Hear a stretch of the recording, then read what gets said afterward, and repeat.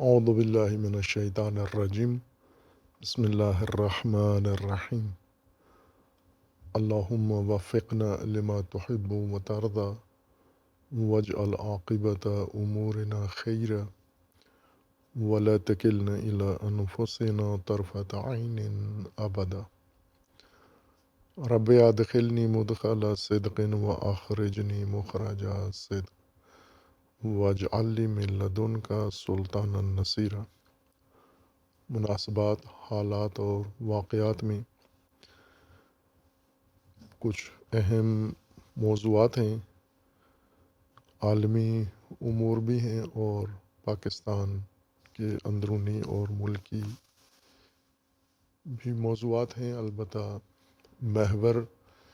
ایک ہی موضوع ہوگا اور اسی سے متعلقہ باقی موضوعات بھی بیان ہوں گے، اور وہ اہم موضوع جاری جنگ ہے حق و باطل کے درمیان، فیصلہ کن معرکہ، شیطانی قوتوں کی طرف سے ایران پر ٹھونسی گئی جنگ، جس کو ایران نے بہت عظیم طریقے سے جواب دیا ہے، مزاحمت کی ہے، مقاومت کی ہے، استقامت دکھائی ہے، اپنی سرزمین کا دفاع کیا ہے، اپنے حقوق کا دفاع کیا ہے، اپنی حکومت کا دفاع کیا ہے، اپنی ملت کا دفاع کیا ہے، اور جارح قوتوں کو ذلت کے ساتھ شکست پر مجبور کیا ہے۔ اور یہ عالمی تاریخ میں، انسان کی تاریخ میں ایک بے نظیر و بے مثال موڑ ہے کہ جب تمام دنیا کی طاقتیں ایک ملت کے ہاتھوں، مومنین کے ہاتھوں اور الہی نظام کے ہاتھوں ذلت پر مجبور ہو گئی ہیں اور شکست کھائی ہے۔ ان طاقتوں کی مدد کے لیے عرب و عجم، مسلم و غیر مسلم، سارے ان کے ساتھ تھے، لیکن اس مزاحمت نے بہت ساری حقیقتوں کو واضح کر دیا ہے، برملا کر دیا ہے، اور اس جنگ میں سب سے جو بنیادی عمل اقدام ہوا ہے اسے ہم دشمن کی حماقت بھی کہہ سکتے ہیں، اور اسے الہی تدبیر کا ایک اہم حصہ کہہ سکتے ہیں، اور اسلامی و ایرانی قیادت کی حکمت عملی بھی کہہ سکتے ہیں۔ سارے عنوان اس پر جچتے ہیں، اور وہ رہبر شہید رحمۃ اللہ علیہ کی شہادت ہے، جس نے اس جنگ کو اسلام کے حق میں، ایران کے حق میں، مومنین و مستضعفین کے حق میں تبدیل کر دیا ہے، اور آج شیطانی طاقتوں کو ذلت پر اور زوال پر مجبور کر دیا ہے۔ البتہ رہبر شہید کے ساتھ دیگر جو اعلیٰ عسکری قیادت ایران کی جنہوں نے شہادتیں پیش کی ہیں، ان شہادتوں نے بنیادی کردار ادا کیا ہے۔ اور اس کے بعد اگر ہم دیکھیں تو سب سے زیادہ نمایاں کردار ایرانی قوم اور ایرانی ملت کا ہے۔ عورتیں، مرد، بچے، بوڑھے، جوان، تمام طبقات جو مختلف تشخصات کے ساتھ پہلے سے ایران کے اندر موجود تھے، اور ان میں فکری اختلاف بھی تھا آپس میں، البتہ فکری اختلاف دشمنی عداوت نہیں تھی، لیکن ایک واضح طور پر رجحانات مختلف نظر آتے تھے۔ مذہبی طبقے میں آپس میں مختلف رجحانات محسوس ہوتے تھے، مذہبی اور غیر مذہبی طبقے میں ایک واضح فرق و اختلاف نظر آتا تھا، ان کے رویوں میں، ان کے سلیقوں میں اور ان کی طرز زندگی میں۔ لیکن اس معرکہ نے وہ ساری طبقاتی تقسیم ختم کر کے ایران کو ایک امت واحدہ و ملت واحدہ بنا دیا، اور ساری ملت اکٹھی ہو کر ان جارحین اور ظالمین کے مقابلے میں ایک محکم مستحکم دیوار بن گئی، ناقابل تسخیر و ناقابل شکست، جس نے پوری دنیا کو ورطۂ حیرت میں ڈال دیا اور دشمنوں کو ذلت پر مجبور کیا ہے۔ اور یہ مرحلہ جو اس جنگ کا جنگ بندی کے نام سے جاری ہے، یہ بھی جنگ ہی کا ایک مرحلہ ہے، اور اس میں اپنی نوعیت کے اقدامات ہو رہے ہیں جنگ بندی کے وقفے کے دوران، سیاسی بھی اور غیر سیاسی بھی، اور ان سب میں ہم ایران کی قیادت کو اور ایران کے مجاہدین کو اور ایران کی ملت کو میدان میں ڈٹا ہوا دیکھتے ہیں اور اپنے ہدف کے خاطر ہر قربانی دینے کے لیے تیار ہیں، جو دنیا کے لیے بہت بڑی مثال بن گیا ہے۔ یہ اعلان دنیا نے پہلے ہی کر دیا تھا کہ یہ جنگ ایران جیت چکا ہے، چونکہ جار حملہ ور امریکہ اور اس کے اتحادی اس خطے کے اندر عرب اتحادی اور اسرائیل خصوصاً، انہوں نے صاف واضح طور پر اپنے مقاصد اور اپنے اہداف اعلان کر کے اس جنگ کا آغاز کیا، اور سر فہرست اس جنگ کے اہداف میں سے ایران کے اندر رجیم چینج تھا۔ انہوں نے خود ہی یہ عنوان دیا تھا اس جنگ کو، اور اس کا مقصد معین کیا تھا، اور دنیا کو بتایا تھا کہ اب وقت آ گیا ہے کہ ہم ایران میں حکومت تبدیل کر دیں، اور رجیم یعنی پورا نظام، اسلامی نظام، ولایت فقیہ کا نظام اور انقلابی نظام ختم کریں، اور اس کی جگہ پر امریکہ کی پسند کا اور امریکہ کی منظوری کے ساتھ جمہوری نظام یا جو بھی کھیل کھیلنا چاہتے ہیں، جیسے افغانستان میں انہوں نے 20 سال جمہوری نظام قائم کیا اور پھر طالبان کے حوالے کر کے وہ جمہوری نظام سمیٹ کے افغانستان سے نکل گئے، انخلا کیا ہے۔ اسی طرح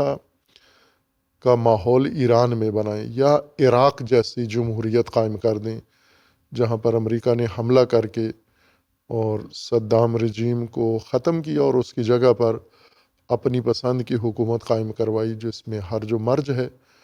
اور جس کے نتیجے میں دولت و ثروت عراق کی خاموشی کے ساتھ لوٹ رہے ہیں، نہ عراقی اس کے اوپر بات کرتے ہیں اور نہ عالمی سطح پر اس کے بارے میں کوئی گفتگو کی جاتی ہے۔ یا لیبیا کی طرح وہاں رجیم چینج کیا، اور رجیم چینج کرنے کے بعد جو افراتفری اور جو ہرج و مرج ایجاد کیا، اس طرح ایران میں بھی اسلامی حکومت کے بعد کے لیے انہوں نے یہ سارے سینیریو مد نظر رکھے ہوئے تھے۔ یہ ایک بڑا ہدف تھا ان کا جس سے انہوں نے اعلان کیا۔ دوسرا بڑا ہدف انہوں نے ایران کے لیے یہ کیا کہ مزاحمت و مقاومت ایران کی بھی اور ایران کی قیادت میں مشرق وسطیٰ میں قائم محاذ، اس کو مکمل طور پر ختم کر دیا جائے، مکمل طور پر ختم کر دیا جائے، اور فلسطین کی مزاحمت کرنے والی تنظیموں کو اور جماعتوں کو اور گروہوں کو ختم کر دیا جائے، اور اسی طرح و یمن کی فورسز کو ختم کر دیا جائے۔ یہ بھی بہت واضح ہدف تھا ان کا کہ ایران کی پراکسیز کو ختم کر دیا جائے اور مکمل طور پر اسرائیل کے لیے میدان ہموار کر دیا جائے۔ ایک واضح ہدف انہوں نے یہ ذکر کیا تھا کہ ایران کی تیل پر اور گیس پر قبضہ کر لیا جائے، جیسے وینزویلا پر انہوں نے قبضہ کر لیا ہے، اور یہی وہ اہداف تھے جو انہوں نے کھول کے واضح طور پر بیان کیے تھے، اور ایٹمی ایران کی ٹیکنالوجی کو اور ایٹمی پیش رفت کو بھی اس میں شامل رکھا ہوا تھا کہ ایران ایٹمی طاقت نہ بنے، یعنی ایٹمی ٹیکنالوجی ہی سرے سے ایران کو اس حق سے محروم کر دیا جائے۔ اس کام کے لیے، ان اہداف کے حصول کے لیے انہوں نے گزشتہ 47 سال مسلسل کوشش کی ہے، اور حملے کیے ہیں، فتنے کھڑے کیے ہیں، سازشیں کی ہیں، اور ایران میں حکومت کے خاتمے کے لیے قتل و غارت کی ہے، اور جو کر سکتے تھے انہوں نے کیا ہے، اور اب موجودہ صورتحال میں انہوں نے پابندیاں لگا کر ایران کو اپنے گمان کے مطابق کمزور کر دیا ہے، ایرانی عوام کو حکومت سے بیزار کر دیا ہے، ایرانی قیادت میں پھوٹ ڈال دی ہے، اور ایرانیوں کو ایرانی حکومت سے مایوس کر دیا ہے، اور ایرانی عوام ایرانی حکومت کے خلاف ہو گئے ہیں۔ اس طرح کے توہمات کا شکار ہوئے، اور جس کے نتیجے میں انہوں نے یہ حملہ کیا کہ ہم حملہ کریں گے، اور 2 گھنٹے اور 2 دنوں کی بات انہوں نے کی تھی کہ 2 گھنٹے بعد، ہمارے حملے کے 2 گھنٹے کے بعد ایرانی عوام سڑکوں پر آ جائیں گے۔ انہوں نے خود اعلان کیا کہ ہم نے اسلحہ بھی ایرانیوں کے لیے بھیج دیا تھا عراق کے ذریعے، عراق اور ترکی کے کردوں کے ذریعے، تاکہ وہ ایران میں اس کو منتقل کریں، اور پھر تعجب بھی کیا کہ وہ اسلحہ ایرانی مخالفین تک نہیں پہنچا، حکومت مخالفین تک، اور یہ بھی ان کا اپنا اعتراف ہے کہ یہ اقدام بھی انہوں نے کیا۔ اور پھر انہوں نے کہا کہ 2 دن جنگ جاری رہے گی، یعنی 2 گھنٹے میں ہم حملہ کرنے کے 2 گھنٹے بعد ایرانی عوام سڑکوں پر آئیں گے، اور 2 دنوں میں ایرانی حکومت، ایرانی سپاہ، پولیس، فوج، یہ سب 2 دنوں کے اندر اندر عوام کے سامنے ہتھیار پھینک دیں گے، اور پھر اس کے بعد امریکہ کے ہاتھ میں ایران کی زمام آ جائے گی، جیسے پہلے شاہ کے دور میں تھی۔ اس طرح کا خواب آشفتہ انہوں نے دیکھا ہوا تھا، اور اس گمان کے تحت آئے، جس کی ابھی حقائق واضح ہو چکے ہیں۔ عالمی میڈیا نے اس کو روشن کر دیا ہے کہ نیتن یاہو نے یہ خواب بنا، اور پھر اس کو ٹرمپ کو سمجھایا، اور ٹرمپ اس کی باتوں میں آ گیا، اور انہوں نے یہ حملہ کر دیا۔ اب یہ اہداف جو انہوں نے مد نظر رکھے تھے، ان میں سے ایک ہدف بھی کسی بھی لیول پر، کسی بھی سطح پر حاصل نہیں کر سکے، یعنی نہ ہم کہہ سکتے ہیں کہ 100% امریکہ اپنے مقاصد اور اپنے اہداف میں ناکام رہا ہے، اسرائیل بھی، اور نہ ایرانی عوام سڑکوں پہ آئے، نہ ایران میں رجیم چینج ہوا، ایرانی بلکہ متحد ہو کے ان کے مقابلے میں کھڑے ہو گئے، نہ ایرانی اسلحہ کم پڑا، اور نہ ہی ایران نے کوئی کمزوری دکھائی، اور تنہا پوری دنیا کے مقابلے میں ڈٹا رہا، اور 40 دن تک استقامت دکھائی، مزاحمت دکھائی، شدید نقصان کے باوجود۔ قیادت شہید ہو گئی، کمانڈرز شہید ہو گئے، اور مالی نقصان ہوا، جنگی دفاعی نقصان ہوا، لیکن اس کے باوجود ان بموں کے نیچے، میزائلوں کے نیچے، امت بھی، عوام بھی میدان میں حاضر رہے، کمانڈر بھی اور فوج بھی اور قیادت بھی ابھی تک یکمشت ہو کر امریکہ کے مقابلے میں۔ تو اسی کو کامیابی کہتے ہیں، اور امریکہ جو اپنے اہداف میں اسرائیل کے ساتھ ذلیل ہوا ہے، اس کو ناکامی کہتے ہیں، اور یہ بات دنیا نے قبول کر لی، امریکہ کے اندر بھی، اسرائیل کے اندر بھی، عالمی میڈیا نے بھی، پاکستان کے اندر بھی باضمیر صحافیوں نے کھل کے اپنے کالمز میں اور اپنی گفتگو میں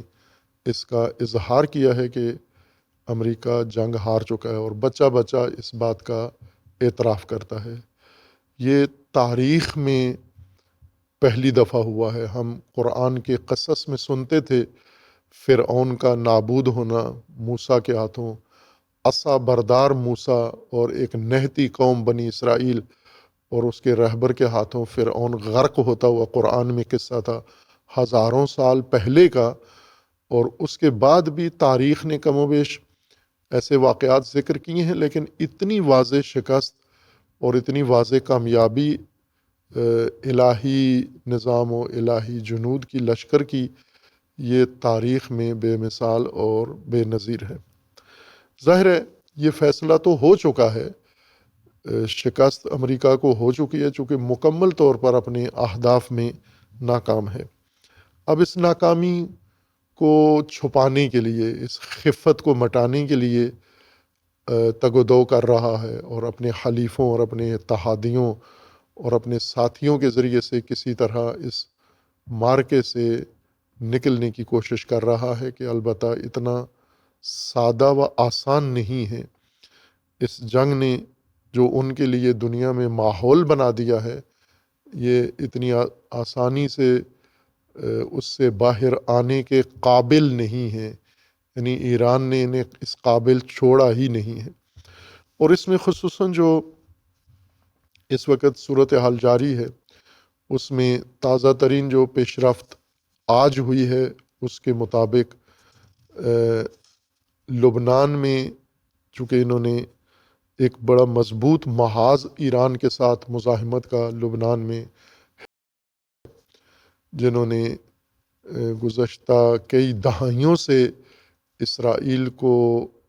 لگام دی ہے، اسرائیل کو شکست دی ہے، متعدد جنگوں کے اندر نے شکست دی ہے۔ شام کی حکومت کے گرنے کے بعد جو منافقین نے، خیانتکار ممالک اور حکمرانوں نے مل کر شام کی حکومت ختم کر کے اور وہاں پر ایک دہشت گرد کو، داعشی کو حکمران کے طور پر اور ایک داعشی جماعت، دہشت گرد جماعت کے حوالے شام کر دیا ہے، جس نے شام پورا اسرائیل کے حوالے کر دیا اور امریکہ کے حوالے کر دیا ہے۔ نقصان اس شام کے معرکہ کا یہ ہوا کہ ایران کے لیے راستہ بند ہو گیا محاذ مقاومت کو امداد پہنچانے کا، کو اور کو مدد پہنچانے کا راستہ، پل خراب کر دیا انہوں نے۔ جس طرح ایران کے اندر پل گرانا شروع کیے، بڑا پل انہوں نے شام کی حکومت کا تھا جو گرایا، اور بہت بڑی خیانت کی ان کے ساتھ، اور اسرائیل کی خدمت کی ان سارے ممالک نے، بالخصوص ترکیہ نے، قطر نے، سعودی عرب اور امارات نے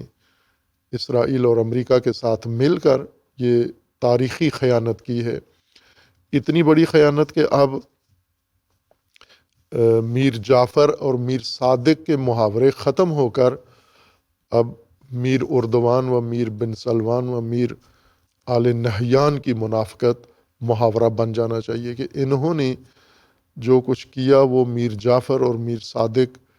کی منافقت اور خیانت سے بہت بڑھ کر ہے۔ وہ ان کے مقابلے میں بہت چھوٹے بچے، بچومڑے، منافق بچومڑے لگتے ہیں ان بڑے خائنین عصر کے مقابلے میں، خصوصاً یہ 4 اسلامی ملک۔ اور پھر یہی ٹرمپ نے جب گینگ بنائی، اس گینگسٹر نے، تو اس کی گینگ کا حصہ بن گئے یہ اسلامی ممالک۔ انہوں نے جب شام کی حکومت گرائی تو اپنے گمان کے مطابق اب ختم ہو گیا، چونکہ ارتباطی پل ہم نے ویران کر دیا ہے، لہٰذا اب کو بھی نابود کر سکتے ہیں۔ ان کے اندر جو مزاحمت والی تنظیمیں تھیں، خیانت کار تنظیمیں کی، وہ ان کی ضرورت ہیں، لیکن مزاحمت والی تنظیموں کو انہوں نے اپنے بقول ان کے کہ اب ختم کر دیا ہے۔ یہ پل ختم ہونا ہی انہوں نے سمجھا کہ اب سب کچھ ختم ہو گیا ہے۔ کے بارے میں انہوں نے یہ گمان پھیلایا تھا کہ ختم ہو چکی ہے، ان کی قیادت شہید ہو چکی ہے، اور اب اسرائیل کے مقابلے میں کوئی اقدام کرنے کی پوزیشن میں نہیں ہے۔ لیکن نے اس 40 روزہ جنگ کے اندر ثابت کیا ہے کہ پہلے سے زیادہ، 33 روزہ جنگ سے زیادہ اس وقت طاقتور ہے، اور اس کے بعد جو کہ حمایت میں حزب نے جو کچھ کیا اس جنگ سے بھی زیادہ طاقتور ہے، اور اسی طرح باقی جو مزاحمت کے محاذ تھے۔ لہٰذا انہوں نے اس گمان کے مطابق کہ حزب کمزور ہے اور اب کچھ کرنے کے قابل نہیں ہے، لہٰذا جنگ شروع کی ایران کے خلاف، کہ اب ایران تنہا ہے، اندرونی طور پر کمزور ہے۔ لیکن ایران نے جو جواب دیا ان کو، دندان شکن جواب دیا، اور جس طرح رہبر شہید نے فرمایا تھا کہ پشیمان کنندہ جواب دیں گے ہم، اور واقعاً وہ حرف بحرف رہبر شہید کی بات درست ہوئی کہ ایران نے پشیمان کنندہ جواب دیا ہے، اور ابھی پشیمان ہیں، سخت پشیمان ہیں۔ ایران کے اندر ایک محاورہ ہے کہ اس قسم کی ذلت کے لیے ایرانی سگ، کتے کا لفظ زیادہ استعمال کرتے ہیں، کہ مثلا جب کوئی شخص ذلت اٹھائے اور رسوا ہو جائے سب کے سامنے، تو وہ کہتے ہیں کہ مثل سگ اس نے ذلت اٹھائی ہے۔ تو ابھی ٹرمپ کی حالت نیتن یاہو کی کتے کی جیسی ہو گئی ہے، بالکل نہ گھر میں آبرو رہی ہے، نہ دنیا میں آبرو رہی ہے، اور سگ کی طرح مثل سگ انہوں نے ذلت کا منہ دیکھا ہے، مزہ چکھا ہے، اور پھر اپنی خفت مٹانے کے لیے ایران پر اندھا دھند بمباری کی، لبنان پر اندھا دھند بمباری کی، اس گمان کے ساتھ کہ لبنان بھی تسلیم ہو جائے گا یا لبنان کمزور ہو چکا ہے، لیکن انہوں نے بھی استقامت دکھائی، مزاحمت، اور پھر جب ایران کے ساتھ مذاکرات کے لیے آ کر بیٹھے اور اپنے اتحادیوں کو آگے کیا، خصوصاً پاکستان کو بیچ میں ڈال کر جنگ بند کروانے کی کوشش کی، تو ایران نے واضح طور پر کہہ دیا تھا کہ لبنان میں بھی جنگ بندی اس معاہدے کا حصہ ہوگی۔ اگر لبنان میں جنگ بند نہیں ہوتی تو پھر خلیج میں بھی جنگ بند نہیں ہوگی، ایران کے اوپر بھی جنگ بند نہیں ہوگی، اور خلیجی ممالک اور امریکہ کے اوپر اور اسرائیل کے خلاف بھی جنگ بند نہیں ہوگی۔ لہٰذا اس دوران ایران نے اپنا سب سے اسٹریٹجک ہتھیار استعمال کیا، اور وہ ہرمز آبنا ہے، آبی گزرگاہ، جس کو دنیا کی اقتصاد کی شریان کہا جاتا ہے، رگ حیات کہا جاتا ہے، اور ثابت ہو گیا جب اس کو بند کیا گیا تو پتہ چلا کہ واقعاً یہ دنیا کی رگ حیات ہے، وہ شریان حیات ہے، جس سے اقتصاد دنیا کی بالکل نابود ہونے کے دہانے پر پہنچ گئی ہے۔ ذخائر استعمال کر رہے تھے اور وہ ذخائر بھی اب ان کے خرچ ہو چکے ہیں، لہٰذا انہوں نے ہتھیار ڈال دیے ایران کے سامنے، اور لبنان میں اپنی خفت مٹانے کے لیے بمباری جاری تھی، اور ایران کا اصرار تھا کہ لبنان میں جنگ بند ہوگی تو ہم بھی اس کو جنگ بندی کہیں گے، ورنہ یہ جنگ بندی نہیں ہے۔ اور اب انہوں نے لبنان میں گزشتہ روز معاہدہ کر کے باقاعدہ جنگ بند کی ہے، اور اس کے بدلے میں ایران نے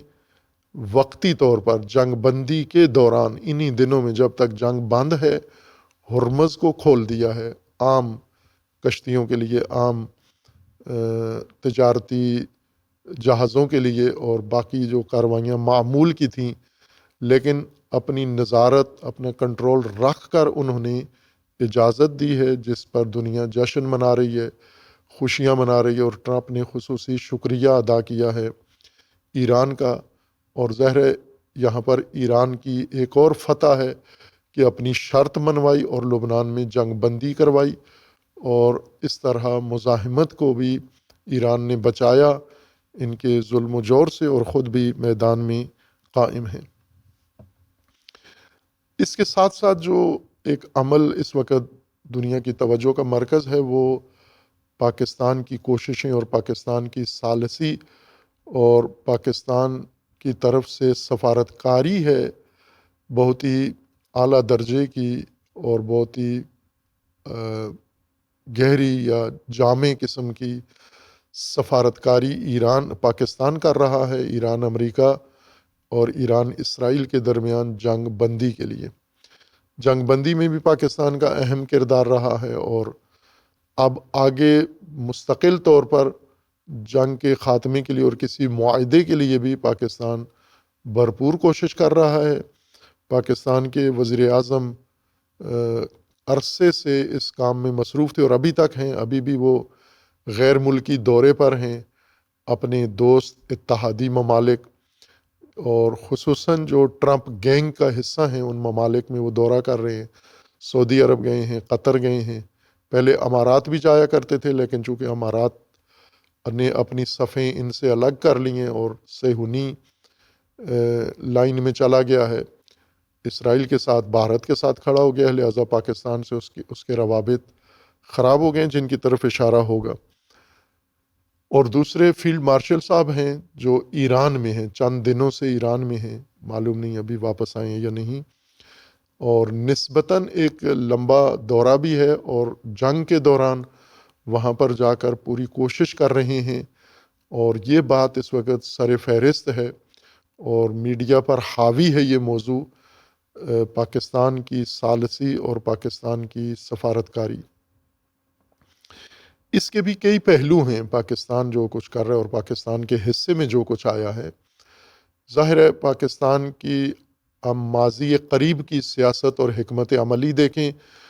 تو وہ یہ نہیں تھی جو آج پاکستان کو جس کا نتیجہ ملا ہے، وہ حکمت عملی جانبدارانہ تھی۔ پاکستان کھل کر واضح طور پر ٹرمپ گینگ کا حصہ بنا، اور ہمارے وزیر اعظم نے ٹرمپ کو نوبل انعام دلانے کی بات کی، اس کی تعریفیں کی، اس کی چاپلوسی کی، اس کی خوشامد کی، اور ٹرمپ نے ہر جگہ ہر پلیٹ فارم پر پاکستانی حکمرانوں کی تعریفیں کی، جہاں پر وہ دوسروں کو ذلیل کرتا تھا، بے عزت کرتا تھا اور ان کی تحقیر و توہین کرتا تھا، پاکستانی قیادت کی، عسکری اور سیاسی قیادت کی تعریفیں کرتا تھا۔ تو ظاہر ہے یہ یک طرفہ اور یک جانبہ تعلق تھا ٹرمپ کے ساتھ۔ اور اس کے بعد اسی دوران پاکستان نے سعودی عرب کے ساتھ معاہدہ بھی کر لیا، اور سعودی عرب بھی ظاہر ہے امریکہ کے اتحادیوں میں سے ہے، امریکی اڈے ہیں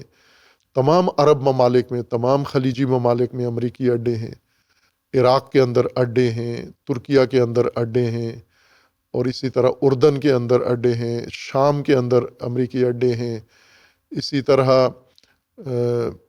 جتنے خلیجی ممالک ہیں ان میں ایک ایک نہیں بلکہ کئی اڈے ہیں، مجموعی طور پر شاید 25 یا اس سے زیادہ فوجی اڈے ہیں، اور باقی اس کے سیاسی اڈے اور جاسوسی کے اڈے اور جاسوسی کے آلات، یہ پورا خطہ جزیرہ نما عرب پورا امریکہ کے کنٹرول میں ہے اور امریکہ کے اختیار میں ہے، اور امریکہ ہی اسے استعمال کر رہا ہے۔ تو یہ واضح سی بات ہے، یہ امریکی حلیف اور امریکی اتحادی ہیں، اور پاکستان کے ان کے ساتھ دوستانہ تعلقات تھے، اور ایران کے ساتھ تعلقات بسا اوقات بہت شدید بدمزگی کا شکار ہوئے ماضی قریب میں، اور خصوصاً پاکستان کے اندر ایک گروہ صحافیوں کا اور مفتیوں کا ایسا ابھی بھی ہے جو مسلسل ایران پاکستان تعلقات کو خراب کرنے، ایران پاکستان تعلقات کو تاریک بتانے کے لیے فعال ہے، اور ان کا القاء یہ ہے یا ان کی پروپیگنڈا یہ ہے کہ ایران پاکستان کا دشمن ہے، نعوذ باللہ، کہ یہ سب ان کا منہ کالا ہوا ہے۔ ابھی پاکستان نے جب ایران نے پاکستان پر اعتماد کیا ہے اور پاکستان ایران کے قریب ہوا ہے، اور فیلڈ مارشل کئی دنوں سے ایران کے اندر ہیں اور ایران نے اعتماد کیا ہے، تو یہ مفتی بھی منہ کالا ہوا ہے، دل تو پہلے ہی کالا تھا ان کا، منہ کالا ہوا ہے، اور صحافیوں کا بھی منہ کالا ہوا ہے، لیکن یہ کلموں یہ ڈیٹ ہیں، یہ اعتراف نہیں کرتے کہ بے عزت ہوئے ہیں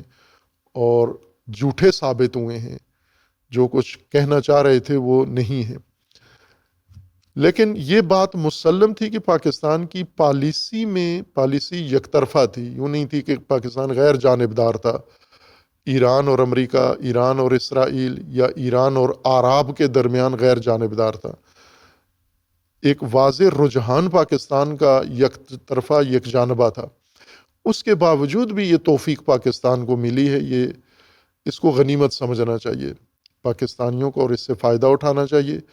پاکستان کے حق میں فائدہ اٹھانا چاہیے۔ اور اس وقت جو صورتحال ہے اس میں معاملات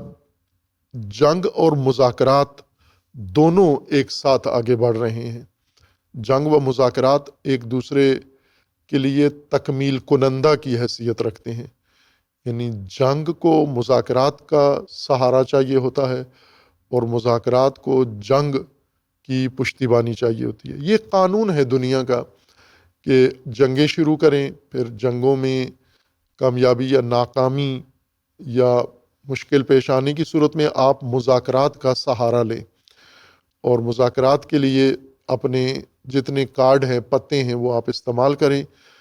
اور جو مقاصد آپ جنگ میں حاصل نہیں کر سکے وہ مذاکرات کے ذریعے حاصل کریں۔ امریکہ نے جو جارحانہ مقاصد ایران پر رکھے، ظالمانہ مقاصد، جو عالمی قوانین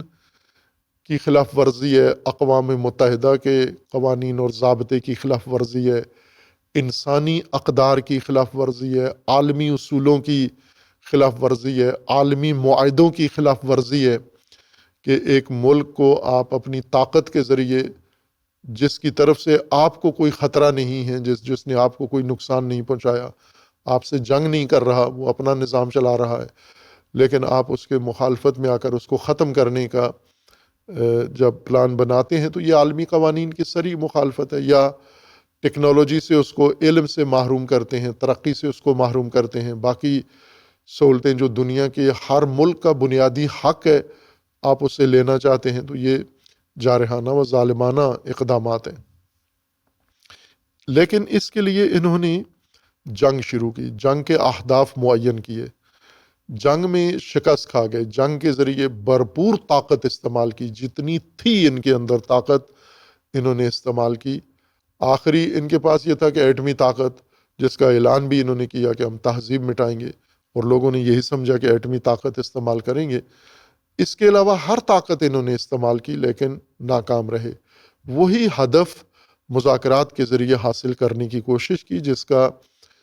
ایک دور پہلے پاکستان کے اندر طے ہوا،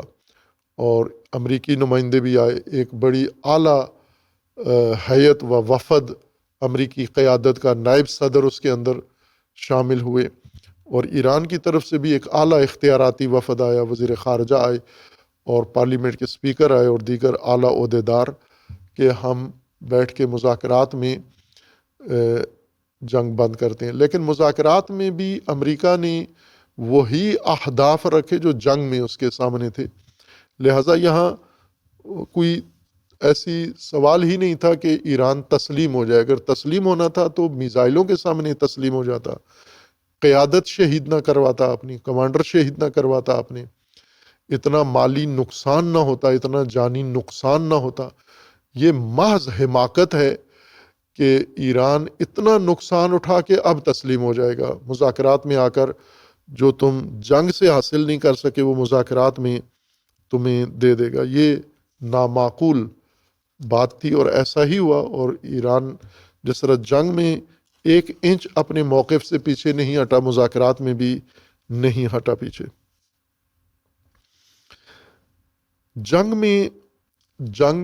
چونکہ جنگ اور مذاکرات دونوں جب ایک ہدف کے لیے ہوں تو مذاکرات بھی ایک طرح کی جنگ ہی ہوتی ہے، لیکن ٹیبل پر ہوتی ہے۔ جنگ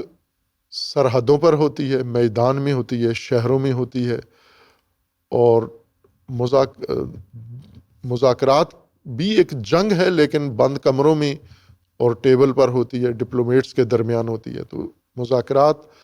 جنگ کے بدلے میں نہیں ہوتا، مذاکرات جنگ ہی کا ایک حصہ ہوتا ہے، اور جو لوگ میدانی جنگ کے لیے تیاریاں کرتے ہیں، ہتھیار بناتے ہیں، وہ مذاکراتی جنگ کے لیے بھی ان کو تیار ہونا چاہیے۔ مذاکراتی مجاہدین اور مذاکراتی کمانڈر اور مذاکراتی اسٹریٹجی ان کے پاس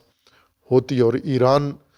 مذاکراتی میز پر بھی 47 سال سے حالت جنگ میں ہے۔ ایران یعنی کہ پہلی دفعہ ایران مذاکرات کے لیے آیا ہے۔ مذاکرات کا جتنا ایران کو تجربہ ہے اتنا کسی اور ملک کے پاس نہیں ہے، چونکہ مختلف جنگوں میں آخر کار بات مذاکرات پہ آتی تھی۔ جب صدام کی جنگ ایران پر شروع ہوئی تو آخر کار بات مذاکرات پہ پہنچی، اور مذاکرات ایران نے کامیابی سے کی ہے۔ اسی طرح باقی تمام امور میں ایران مذاکرات کا دھنی ہے۔ ان کی یہ کوشش تھی کہ ہم جنگ کے دباؤ سے مذاکرات میں کچھ حاصل کر لیں گے۔ مذاکرات کے اور جنگ کے ہتھیار الگ الگ ہیں۔ جنگ کے ہتھیار میزائل ہیں، فضائیہ ہے، بم ہیں، اور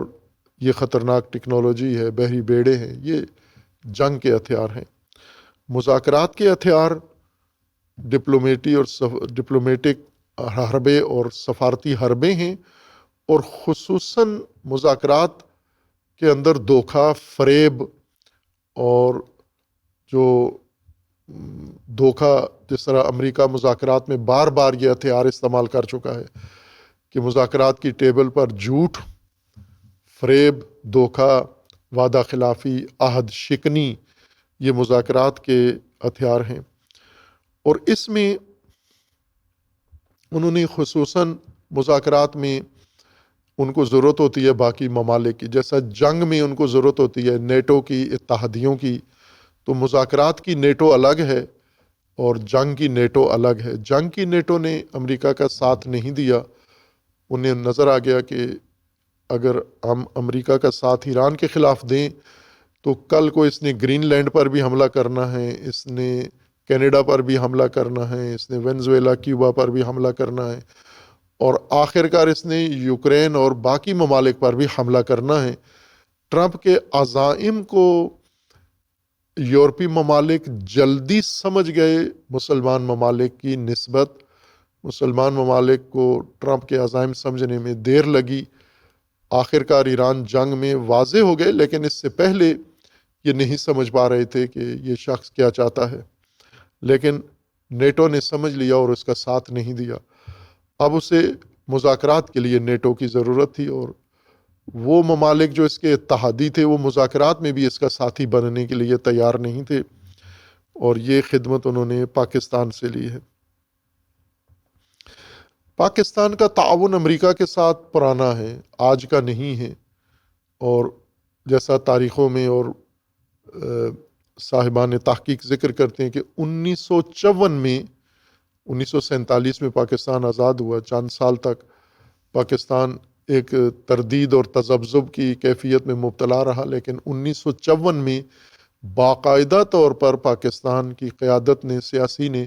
فیصلہ کر کے اپنی دم امریکہ کے ساتھ باندھ دی اور امریکی بلاک کا حصہ بن گئے، اور یہیں سے پاکستان کی لیے جو بدحالی اور پاکستان کے اندر نحوست آغاز ہوئی، جس دن پاکستان کی قیادت نے، لیاقت علی خان نے جا کر امریکہ سے معاہدہ کیا، سوویت یونین کے مقابلے میں بھارت سوویت یونین سے جا ملا اور پاکستان امریکہ سے جا ملا، اور آج پاکستان جن مشکلات کا سامنا کر رہا ہے یہ اس پہلی اور بڑی حماقت کا نتیجہ تھا، اور اس کے بعد پاکستان کبھی بھی امریکہ سے آزاد نہیں ہو سکا۔ امریکہ کے اوپر اعتماد کیا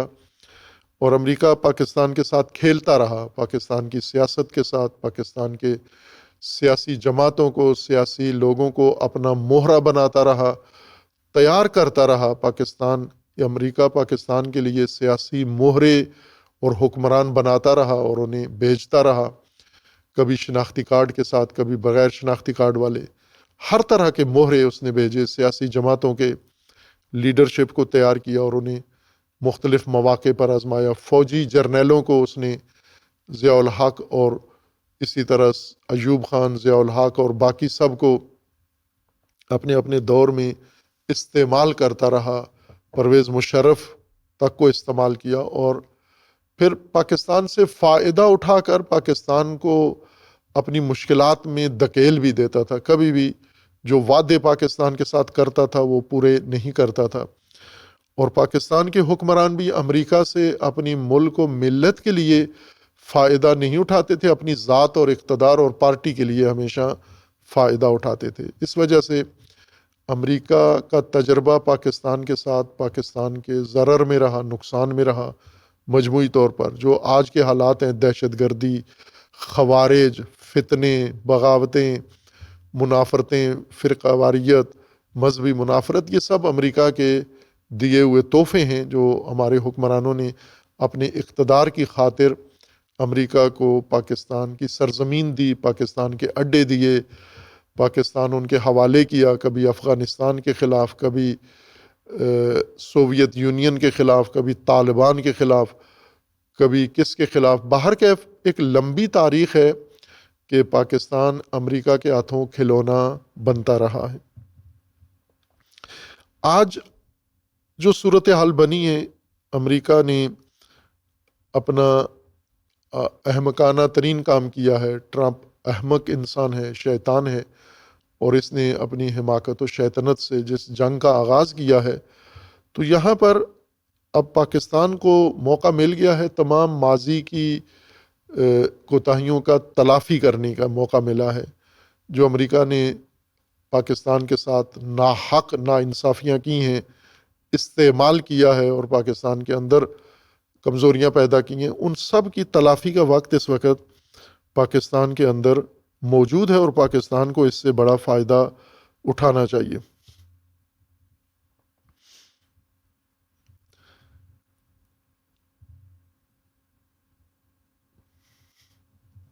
اس وقت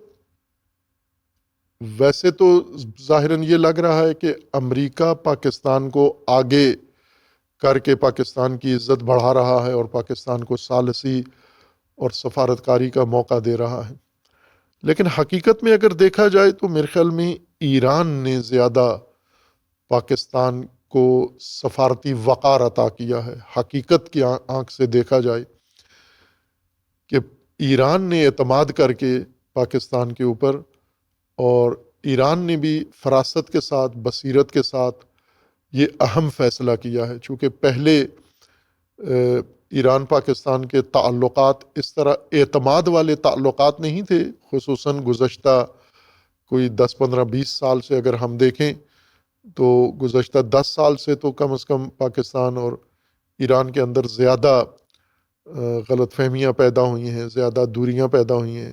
تعلقات میں سردی آئی ہے اور مسائل پیدا ہوئے ہیں۔ اس کو پھر ایران مخالف لابیاں جو پاکستان کے اندر ہیں، جو میڈیا میں صحافی ہیں اور اسی طرح مذہبی تکفیری مفتی ہیں، انہوں نے جو ایران کے بارے میں پاکستان میں غلاظت پھیلائی، اس کے نتیجے میں یہ دوریاں پیدا ہوئیں، اعتماد ختم ہوا، فقدان تھا اعتماد کا۔ لیکن اس موجودہ حالات میں یہ اعتماد ایران نے پاکستان پر کر کے پاکستان کو موقع دیا ہے کہ پاکستان چاہے تو امریکہ کے تسلط سے آزاد ہو کر ایک مستقل ریاست جو پوری دنیا کے لیے قابل قبول ہو، باوقار، مستقل، کسی کے کہنے پر نہیں بلکہ اپنے ملکی مفادات اور اپنے اصولوں کے ذریعے اور اسلامی ممالک کے ساتھ اپنے رواداری کے لیے یہ کام کرے اور کر رہا ہے۔ اس سے پاکستان کا وقار بہت بڑھے گا۔ اس وقت جو مذاکرات بھی ہیں اور جنگ بھی ہے، اور ایران کو جنگ کے ذریعے بھی نیچا دکھانے کی کوشش کی جا رہی ہے اور کی جا رہی تھی، مذاکرات کے ذریعے بھی ایران کو نیچا دکھانے کی کوشش کی جا رہی ہے، دباؤ بنتا ہے۔ لیکن ظاہر ہے کہ ایک ملت جب اس کے لیے اب مزید احتیاط کی کوئی ضرورت بھی نہیں ہے، چونکہ جو نقصان ایران کا ہونا تھا وہ ہو چکا ہے، لہٰذا اب ایران اتنا نقصان اٹھا کے پھر تسلیم ہو جائے تو یہ ایران کے لیے تاریخی ناکامی ہوگی، اور ایرانی قیادت قطعاً اس کام کے لیے تیار نہیں ہے۔ ایرانی ملت بھی اور کوئی ایرانی اس ذلت کے لیے تیار نہیں ہے کہ اتنا نقصان کر کے پھر ہم ان کے سامنے تسلیم ہو جائیں۔ ایران نے مزاحمت دکھائی، آج جو بھی نتیجہ نکل رہا ہے، ایران کی مزاحمت، ایران کی مقاومت اور ایرانی ملت کی بہادری، ایرانی قیادت کی فراست و شجاعت اور ایرانی کمانڈرز کی دلیری، اس نے یہ سب ماحول فراہم کیا ہے۔ اور میں یہ سمجھتا ہوں کہ ایرانی مقاومت کا ایک صلہ پاکستان کو بھی نصیب ہوا ہے کہ خدا نخواستہ اگر ایران نہ کرتا، مزاحمت نہ کرتا اور ان کے سامنے تسلیم ہو جاتا، یا میڈیا صحافیوں کے بقول سرنڈر کر جاتا، یا جیسے ٹرمپ بار بار کہتا تھا کہ بلا شرط اور شروط اور بلا چوں اچرا ہتھیار ڈال دو میرے سامنے، تسلیم ہو جاؤ، یہ جب ایران سے چاہ رہا تھا، اور اگر ایران کے اندر بھی ایسے ذلت پذیر لوگ موجود ہیں، جواد ظریف جیسے، حسن روحانی جیسے خائن لوگ موجود ہیں جنہوں نے پہلے بھی یہ کوشش کی کہ ایران تسلیم ہو جائے اور ابھی بھی ایسی باتیں کر رہے ہیں، لیکن اگر ایران یہ کام کرتا تو پاکستان کو کبھی یہ موقع نہیں ملتا جو آج ملا ہوا ہے، کہ آج امریکہ کی نجات کے لیے پاکستان جو کوششیں کر رہا ہے اور پاکستان کو عالمی سطح پر جو وقار ملا ہے، یہ کبھی بھی نہ ملنا اگر ایران تسلیم ہو جاتا۔ تو ایران کی مزاحمت نے جہاں امت مسلمہ کے حوصلے بڑھائے ہیں، جہاں پر امت مسلمہ کے دل میں ایک سرور پیدا کیا ہے، ایک اطمینان پیدا کیا ہے، صدیوں بعد مسلمانوں نے اسلام کی اور امت کی ایک حقیقی شکل دیکھی ہے، مزاحمت کی شکل دیکھی ہے، قرآنی معیار کے مسلمان دیکھے ہیں،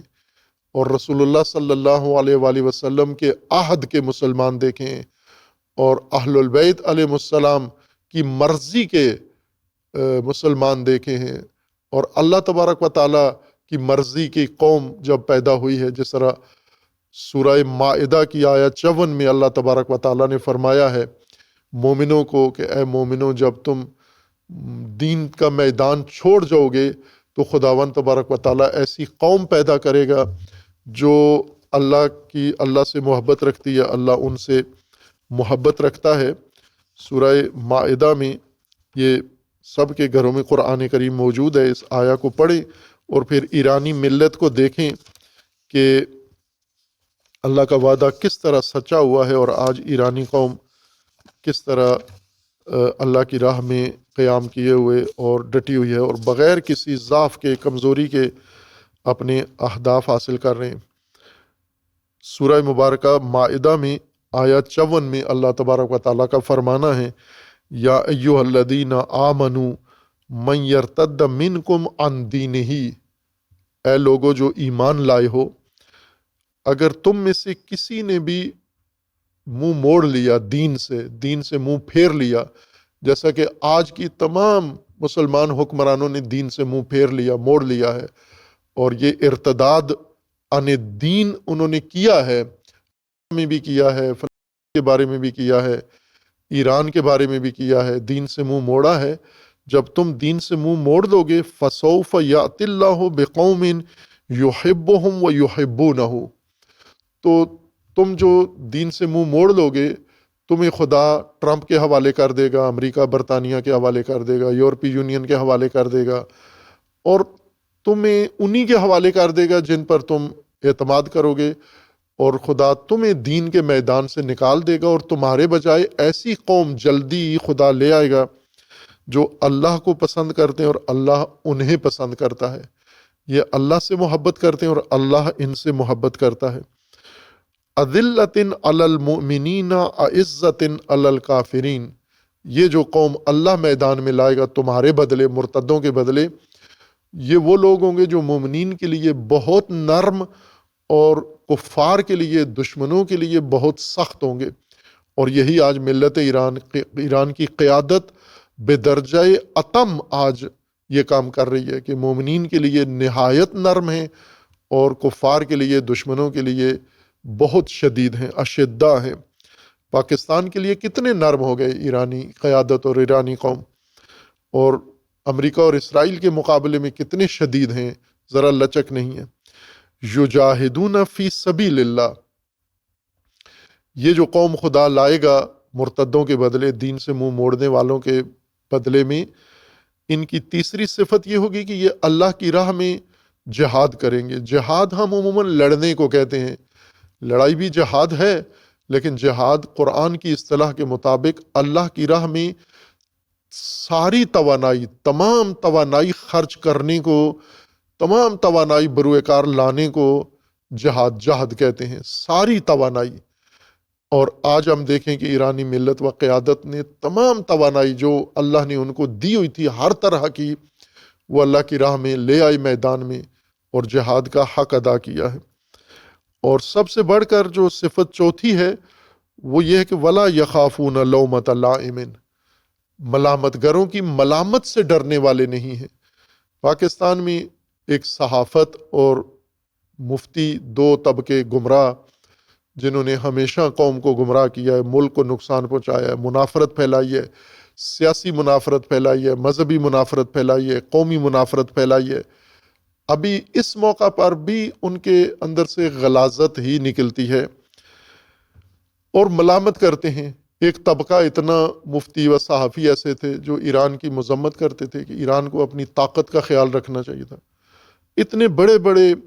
منہ موڑ موڑ کے اور منہ بگاڑ کے باتیں کرنے والے ایسے گاڑے تلفظات کے ساتھ یہ کہہ رہے تھے کہ ایران کو عقل نہیں ہے، ایران کو سمجھداری نہیں ہے، ایران کوئی طاقت ہی نہیں ہے، اسرائیل بہت طاقتور ہے، اپنے سے زیادہ طاقتور کے ساتھ الجھنے کی ضرورت کیا تھی، امریکہ بہت طاقتور ہے، ایران کو اندازہ ہی نہیں ہے کہ امریکہ کتنا طاقتور ہے۔ یہ باتیں پاکستان کے مفتیوں نے اور پاکستان کے مفت خور صحافیوں نے کی ہیں اور بعض ابھی بھی کر رہے ہیں۔ قرآن کیا فرماتا ہے؟ قرآن یہ فرماتا ہے لا یخافون لومۃ لائم، کسی سے ڈرتے نہیں ہیں، نہ ملامتوں سے ڈرتے ہیں اور نہ شیطانی طاقتوں سے اور ان کے اسلحے اور ان کے حملوں سے ڈرتے ہیں۔ لا یخافون لومۃ لائم ذالک فضل اللہ یؤتیہ من یشاء، یہ اللہ کا فضل ہے، کرم ہے، جسے اللہ چاہتا ہے دے دیتا ہے، واللہ واسع علیم، اور اللہ مزید وسعت دینے والا ہے، یہ فضل بڑھانے والا ہے۔ اور اس کے بعد بہت خوبصورت آیت اگلی 55 نمبر آیت شروع ہوتی ہے، جو اس جنگ اور مذاکرات دونوں کی نوعیت واضح کر رہی ہے۔ اس کے بعد فوراً آیت 54 میں امت کا ذکر ہے، آیت 54 میں دو طبقات کا ذکر ہے، جو دین کے میدان سے منہ موڑ لیتے ہیں، دینی فرائض، دینی ذمہ داریاں، دینی واجبات چھوڑ دیتے ہیں، ترک کر دیتے ہیں، مرتد ہو جاتے ہیں۔ یا ایھا الذین من یرتد منکم عن دینہ، اے مومنو تم میں سے جس نے دین سے منہ موڑ لیا، تو پھر وہ جان لے کہ اسے نہیں دوبارہ موقع دیا جائے گا، اسے دین سے باہر ہی رکھا جائے گا اور اس کی جگہ پر خدا دوسری قوم لے آئے گا۔ یہ دو باتیں آیت 54 میں ہیں، اور اس کے بعد ہے انما ولیکم اللہ ورسولہ والذین آمنوا الذین یقیمون الصلاۃ ویؤتون الزکاۃ وہم راکعون۔ اللہ تبارک و تعالیٰ تمہارا ولی ہے، رسول تمہارا ولی ہے، اور وہ مومنین تمہارے ولی ہیں جو اقامہ صلاۃ کرتے ہیں اور زکوٰۃ دیتے ہیں، اور زکوٰۃ کی حالت میں رکوع کی حالت میں زکوٰۃ دیتے ہیں، یا زکوٰۃ دیتے ہیں وہ رکوع کرتے ہیں، دونوں ترجمے کیے گئے ہیں مسلکی لحاظ سے، دونوں ٹھیک ہیں، دونوں کی بنیاد پر مضمون آیت کا واضح ہے، روشن ہے، ابہام نہیں ہے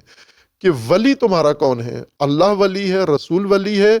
اور اقامت الصلاۃ کرنے والے، ایتاء الزکوٰۃ کرنے والے اور رکوع کرنے والے تمہارے ولی ہیں، جو مومن ہیں، یہ تمہارے ولی ہیں۔ یہ مومنوں کو بتا دیا گیا کہ اولیاء منحصر ہیں تین میں، ولایت تین کو حاصل ہے، اللہ کو، رسول کو، اور وہ مومنین جن کو اللہ نے حق ولایت دیا ہے۔ وَمَن يَتَوَلَّ اللَّهَ وَرَسُولَهُ وَالَّذِينَ آمَنُوا فَإِنَّ حِزْبَ اللَّهِ هُمُ الْغَالِبُونَ،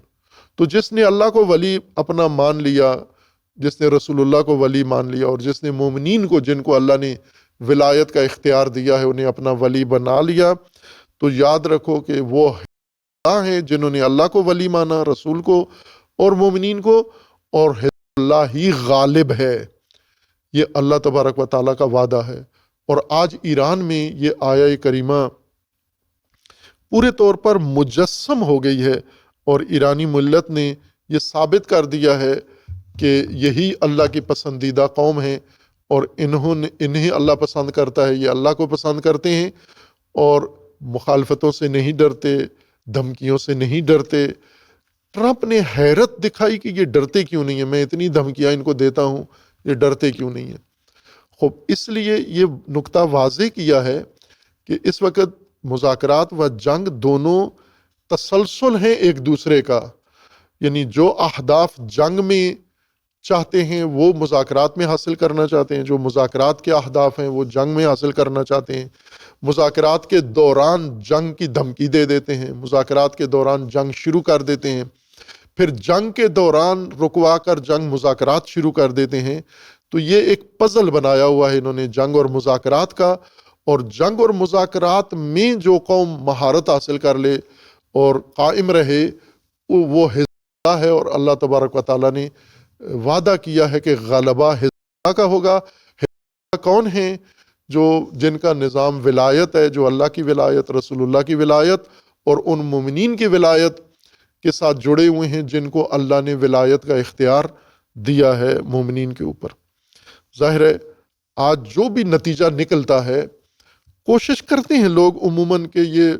اس کا کریڈٹ کوئی ٹرمپ کو دے گا کہ ٹرمپ نے جنگ بند کروائی ہے، جیسا ابھی پاکستان کے اندر جو مفتی صحافی ذلت کی باتیں کرتے ہیں کہ ٹرمپ نے کہا ہے کہ میں نے لبنان کی جنگ بند کرائی ہے، تو پہلے میں نے 10 جنگیں بند کرائی ہیں، یہ 11ویں جنگ ہو گئی ہے، یا پہلے 11ویں جنگ، جہاں 11 جنگیں بند کرائی ہیں 12ویں ہو گئی ہے، خود ہی بیٹھا ہوا سکور بنا رہا ہے۔ تو اب پاکستان پھر اس کا نام نوبل انعام کے لیے پیش کرے چونکہ اس نے لبنان پر جنگ بند کرائی ہے۔ خوب یہ جنگ اس کی ہے، یہ جنگ اسی نے شروع کی ہے اس کو دنیا اس کو سزا دینے کی سوچ رہی ہے اور پاکستانی اس کو کریڈٹ دینے کی سوچ رہے ہیں۔ اسی طرح کوئی یہاں کوشش کر رہے چائنا کو کریڈٹ دینے کے لیے کہ ایران یہ جو جیت رہا ہے اور ایران جیتا ہے چائنا کی وجہ سے جیتا ہے، یہ بھی پاکستان کے اندر ایک گمراہی پائی جاتی ہے۔ یعنی یہ کسی لحاظ سے بھی ایران کو یہ کریڈٹ دینے کے لیے تیار نہیں ہے کہ ایران نے اپنی مزاحمت، مقاومت اور ایمان کے بھروسے پر اللہ پر توکل کر کے یہ مقام حاصل کیا ہے، یہ دینے کے لیے تیار نہیں ہے۔ اس کو کوئی امریکہ کے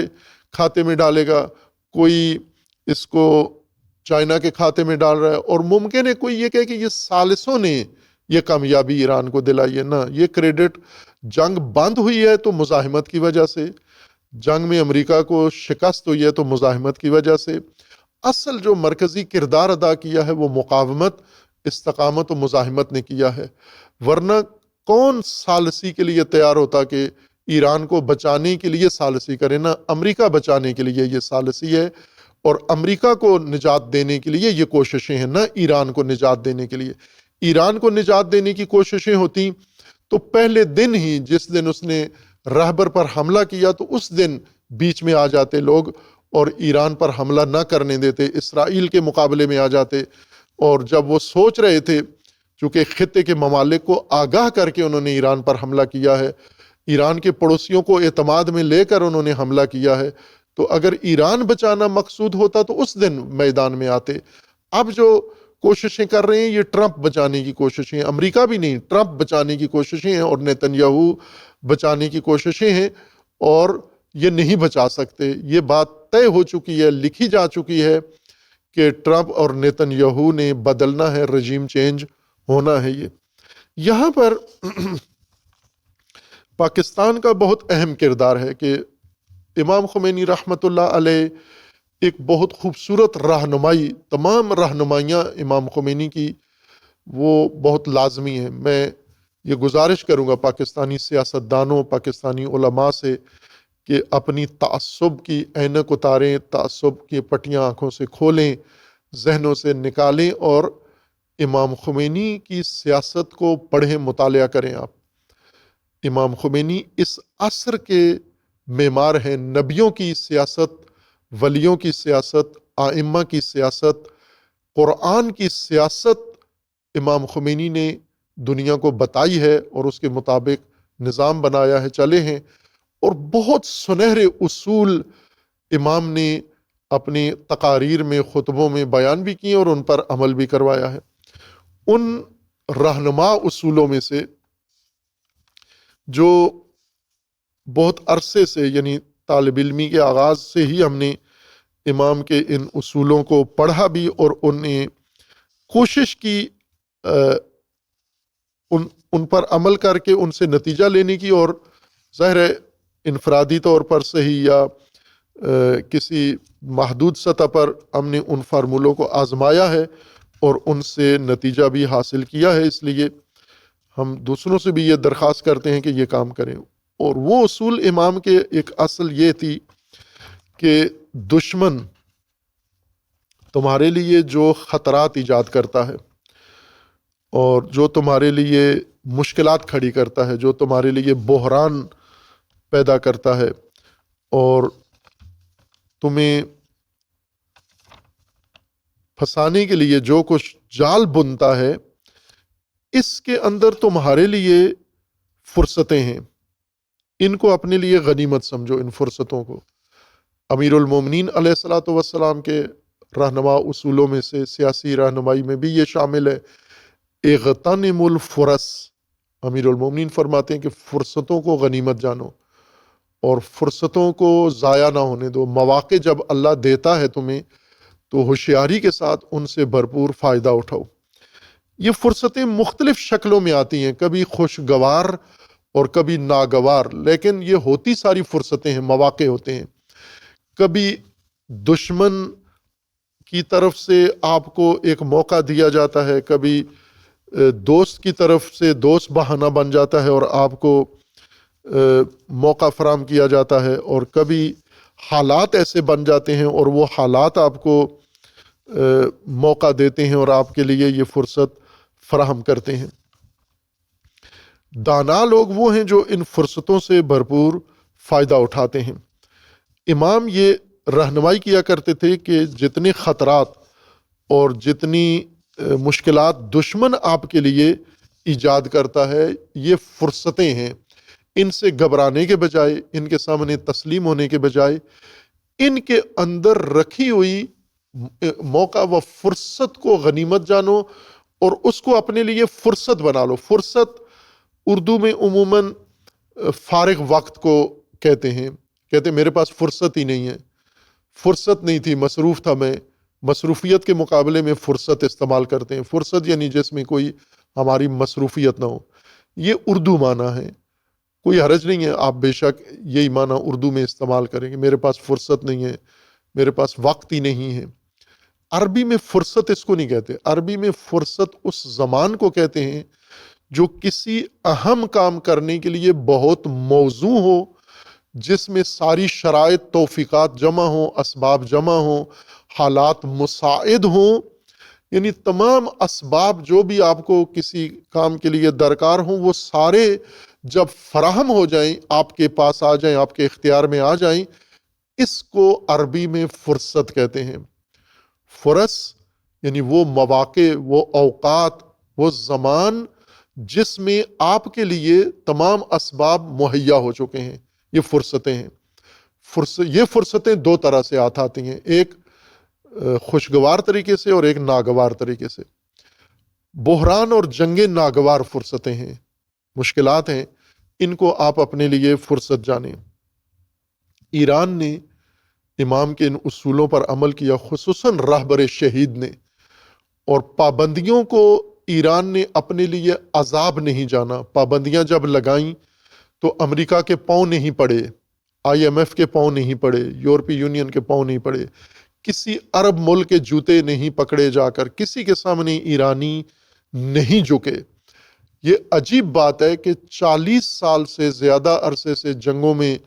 اور بحرانوں کا شکار ملک جس پر پابندیاں ہیں، یہ دنیا کا مقروض نہیں ہے۔ ایران کوئی قرض نہیں ہے، ایران کے اوپر کسی کا بھی قرض نہیں ہے، بلکہ ایران کا قرض ہے دنیا کے اوپر۔ امریکہ ایران کا مقروض ہے، قطر ایران کا مقروض ہے، ہندوستان ایران کا مقروض ہے، پاکستان معاہدے کے مطابق ایران کا مقروض ہے، باقی بہت سارے ممالک، بھارت مقروض ہے، بہت سارے ممالک، چائنا مقروض ہے ایران کا، لیکن ایران کسی کا مقروض نہیں ہے۔ خوب، یہ بہت بڑی بات ہے ہمارے اسٹریٹجی بنانے والے لوگوں کے لیے۔ یہ فرصتیں ہیں، اس فرصت کو غنیمت جانا جائے۔ وہ فرصت یہ ہے کہ ایران نے فرصت کو غنیمت جانا، پابندیوں کے اندر ہی خود کفیل ہوئے،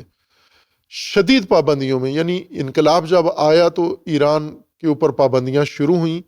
اور ایران کے پاس پہلے سے نہ ٹیکنالوجی تھی، نہ علم تھی، نہ کوئی اچھی کارآمد یونیورسٹی تھی۔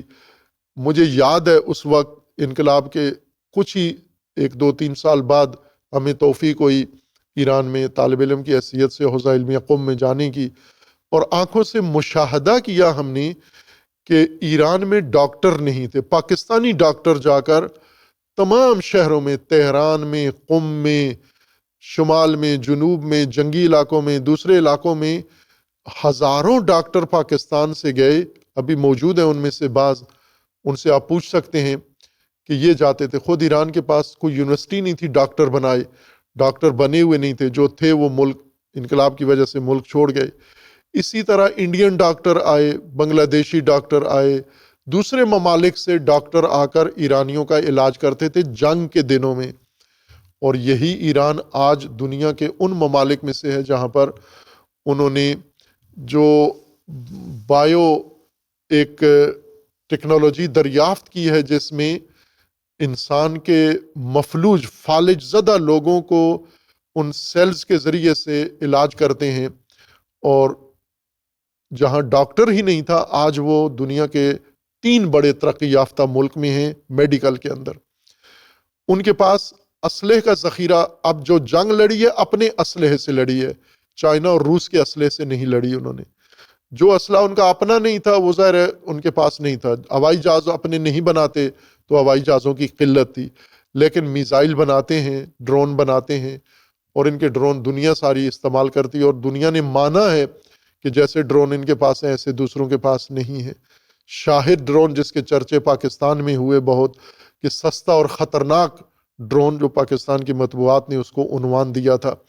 اور امریکہ نے وہ ٹیکنالوجی کاپی کر کے ایران سے اور اس جیسے ڈرون بنانے کی کوشش کی ہے۔ اب یہ پابندیوں کے اندر یہ ملک اتنا مضبوط ہوا، صنعتی طور پر خود کفیل، جنگ ایران لڑ رہا ہے اور معیشت کا بحران دنیا میں پیدا ہو گیا ہے۔ ایران کے اندر کوئی معیشت کا بحران نہیں ہے،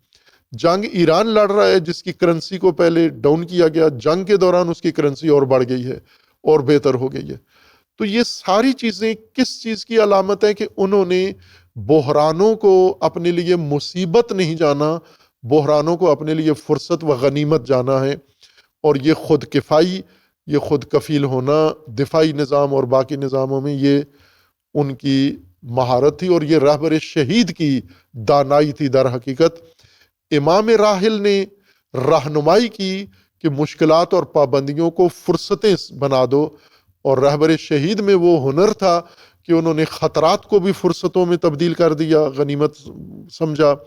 انہوں نے مشکلات کو بھی اور انہوں نے پابندیوں کو بھی فرصتوں میں بدل کر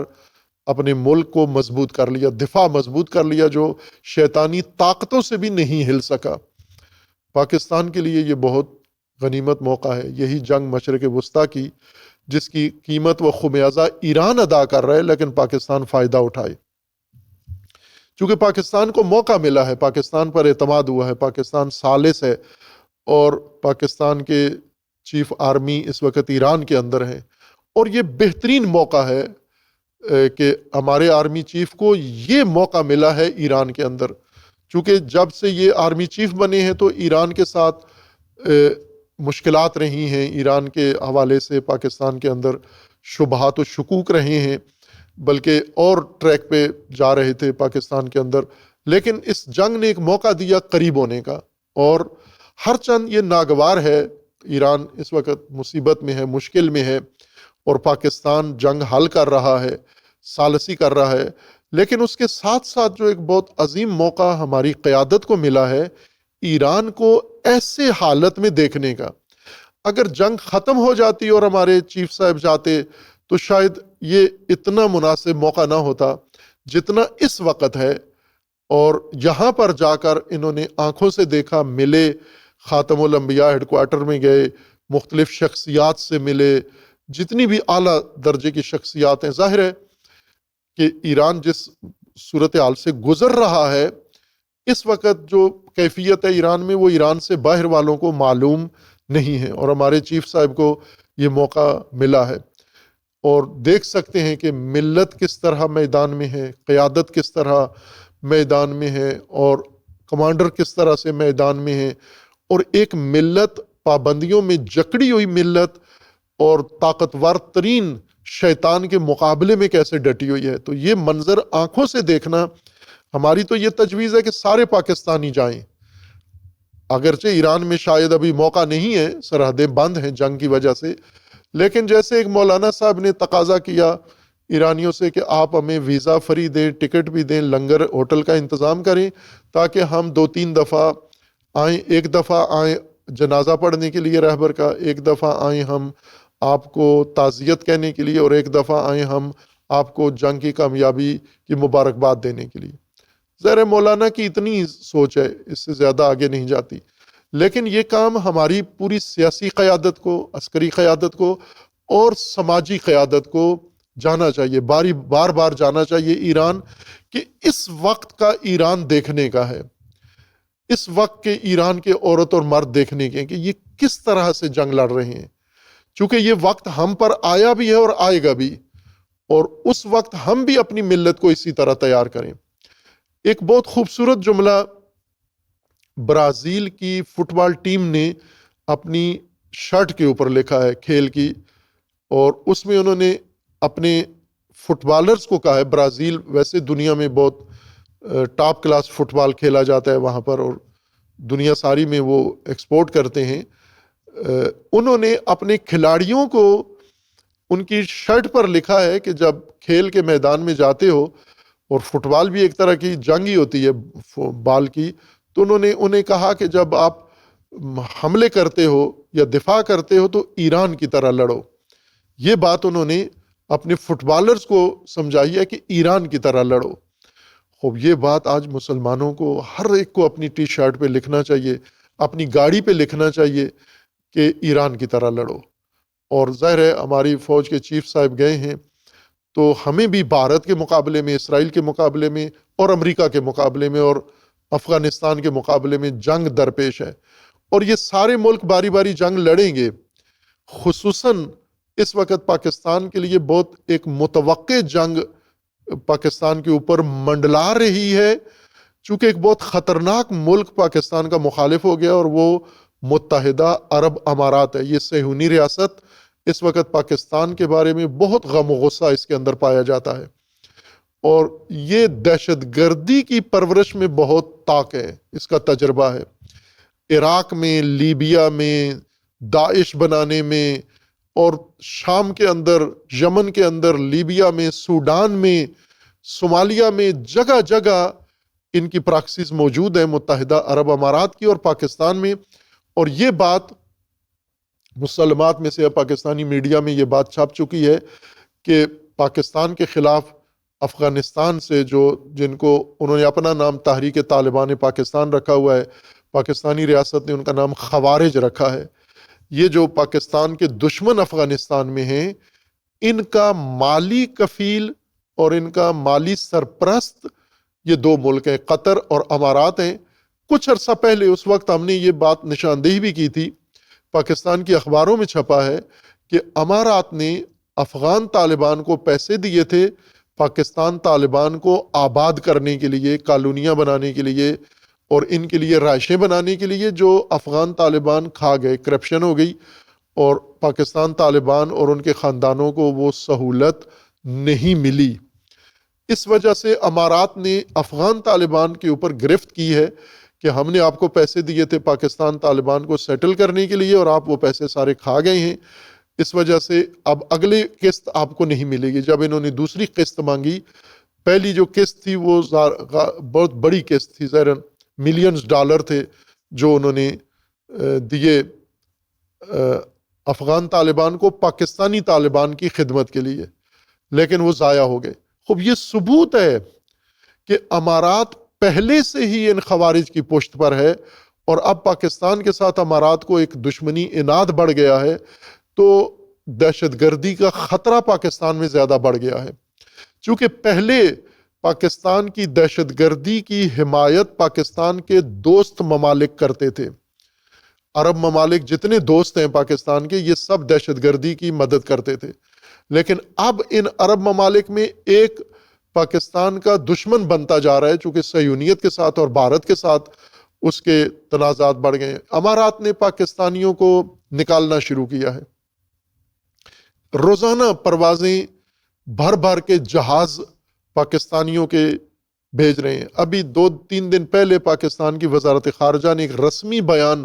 جاری کیا ہے کہ 21,000 پاکستانی سعودی عرب اور امارات کی جیلوں میں ہیں۔ 21,000 پاکستانی، ظاہر ہے یہ پاکستانی جیلوں میں ہیں، جو جیلوں میں نہیں ہیں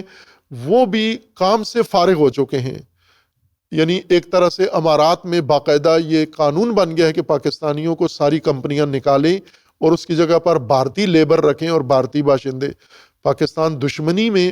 یہ بہت آگے آ گیا ہے۔ پاکستان ڈپلومیسی کے ذریعے سے بھی اس مسئلے کو حل کر سکتا ہے، لیکن پاکستان کی مشکل یہ ہے کہ ایک طرف سے سعودی عرب کے ساتھ معاہدہ ہے، اور سعودی عرب اور امارات آپس میں دشمنی کے لیے بالکل تیار ہیں، یمن میں جنگ کر چکے ہیں، سوڈان میں لڑ چکے ہیں آپس میں باقاعدہ، اور اب باقاعدہ اپنی سرحدوں پر بھی لڑنے کے لیے یہ تیار ہو چکے ہیں۔ اور پاکستان چونکہ سعودی عرب کے ساتھ ہے تو امارات بھارت کے ساتھ معاہدہ دفاعی کر رہا ہے۔ ایک پاکستان کے لیے اور بڑی مشکل آنے والی ہے، پہلی مشکل میں اضافہ ہونے والا ہے امارات کے توسط سے۔ امارات وہ ہے جس نے جولانی کو شام میں حاکم بنوایا ہے، تو شام کا تجربہ ان کے لیے بہت بڑا حوصلہ افزا رہا ہے۔ ترکی کے لیے ترکی بھی یہ چاہتا ہے کہ جب میں ایک جگہ پر ایک دہشت گرد کو، اور عالمی سطح پہ مانا ہوا دہشت گرد داعش کا سرکردہ جس کے اوپر $1 کروڑ کا انعام امریکہ نے رکھا ہوا تھا، امریکہ کی مدد سے ہی اس کو ایک اسلامی ملک کا سربراہ بنایا جا سکتا ہے، تو یہ تجربہ ہر ملک کے لیے کارآمد ہو سکتا ہے، اور پاکستان کے لیے بھی وہ یہ سوچ رہے ہیں کہ دہشت گردوں کو پاکستان میں اس مقام تک ہم پہنچا سکتے ہیں جیسے داعش کو شام میں پہنچایا ہے۔ لہٰذا ڈپلومیسی بھی سخت ہو گئی ہے امارات اور سعودیہ کے درمیان، مگر یہ کہ سعودیہ اور امارات خود آپس میں کسی جگہ مل بیٹھیں کہ بعید ہے، جتنے فاصلے ان کے اندر پڑ گئے ہیں وہ بعید ہے کہ آپس میں مل بیٹھیں، اور پاکستان کا جھکاؤ سعودیہ کی طرف ہے، لہٰذا امارات سے اب ایک طرح سے پاکستان کی بے دخلی شروع ہو چکی ہے۔ خب یہ جو صورتحال ہے اس میں پاکستان کو موقع ملا ہے، ہمارے چیف صاحب باقاعدہ بہترین موقع پر ایران گئے ہیں، اور جہاں پر کوشش کر رہے ہیں مصالحت کی اور مصالحت کا بیانیہ بنانا، ایران کو قانع کر رہے ہیں یا ٹرمپ کا پیغام پہنچا رہے ہیں، یہاں پر میں یہ بھی عرض کروں گا کہ ہمارے چیف صاحب چونکہ ایران نے آپ پر اعتماد کیا ہے، ایران نے رسپیکٹ دی ہے، اعزاز دیا ہے، پاکستان کا وقار بڑھایا ہے، اور اس ثالثی کے لیے پاکستان کو قبول کیا ہے، تسلیم کیا ہے، تو اس کو مزید غنیمت جان کر جب وہاں پر موجود ہیں یا آ گئے ہیں تو بھی اس مذاکرات اور ثالثی میں ٹرمپ کے ایلچی کا کردار ادا نہ کریں، بلکہ ایک واقعاً اسلامی ملک کے سربراہ یا اسلامی ملک کے سپہ سالار کا کردار ادا کریں، جس کے لیے ٹرمپ کی ترجمانی نہ ہو بلکہ وہ اپنے ملک کے مفاد اور اسلامی ملک کے مفاد اور اسلامی ممالک کے لیے بہترین کردار ادا کرے، تاکہ یہ آخری ثالثی نہ ہو بلکہ اس کے بعد پاکستان ہر بڑے بحران میں یہ کردار ادا کرے۔ اس اعتماد کو اعتماد کے ساتھ جواب دینا چاہیے۔ ایران نے جب آغوش کھولی ہے تو پاکستان کو بھی اپنی آغوش کھولنی چاہیے، اور یہ بہترین غنیمت موقع ہے۔ اور اس میں جو غنیمت سب سے بڑی ہے، میں یہ عرض کروں گا وزیر اعظم صاحب کی خدمت میں بھی جو بڑی کوشش کر رہے ہیں، اور آرمی چیف صاحب کی خدمت میں بھی جو ان سے بھی زیادہ کوشش کر رہے ہیں، اور اللہ تعالیٰ انہیں کامیابی عطا کرے اس کوشش میں، اور پاکستان اپنے اہداف میں کامیاب ہو۔ ان ساری کوششوں سے ٹرمپ بچانا یہ کوئی بڑا ہدف نہیں ہے، ٹرمپ کو جانے دو، بلکہ پاکستانی وزیر اعظم اور پاکستان کے آرمی چیف مزید اگر یہ کردار ادا کر سکتے ہیں کہ ٹرمپ کے زوال میں اور اسرائیل کی نابودی میں اسی دوران مذاکرات کے ذریعے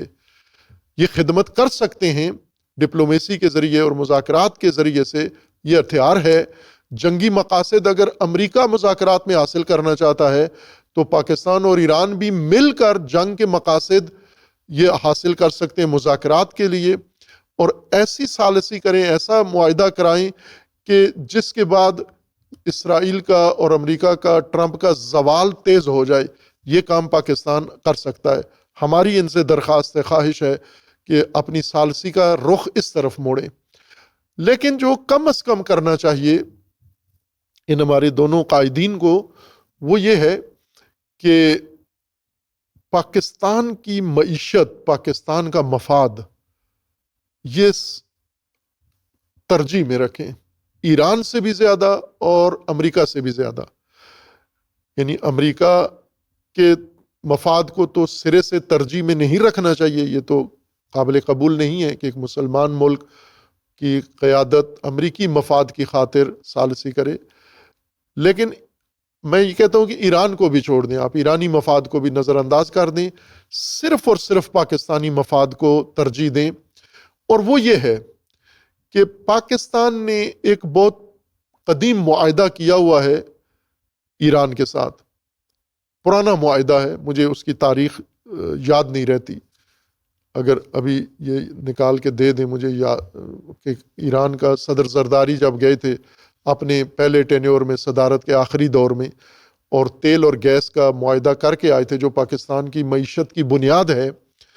تو یہ پرانا معاہدہ ہے ایران پاکستان کا، جس پر پاکستان نے عمل درآمد نہیں کیا، ایران نے عمل درآمد کیا ہے،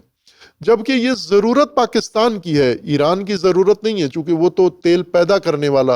اور گیس پیدا کرنے والا ملک ہے، گیس کا معاہدہ ہے۔ مجھے وہ تقریر پرویز مشرف کی یاد ہے جب انہوں نے یہ بتایا تھا کہ ہم ایران سے تیل خریدیں گے اور یہ تیل بھارت کو اور گیس خریدیں گے، ایران سے سستی گیس خریدیں گے معاہدے کے مطابق، یہ بہت سستی ہے، اور یہ سستی گیس ہم بیچیں گے بھارت اور چائنا کو بیچیں گے اور پھر پیسے کمائیں گے اور اس سے ہماری معیشت مضبوط ہوگی۔ یہ آپ بھی میڈیا پر میں نے بھی سنی ہے چینلز میں، اور نکال کے سن سکتے ہیں یہ میڈیا سے یہ ان کا جملہ کہ پاکستان کی تقدیر بدلنے والی ہے۔ سی پیک بعد میں بنا، سی پیک کو گیم چینجر کہا گیا ہے، در حقیقت پاکستان کی معیشت میں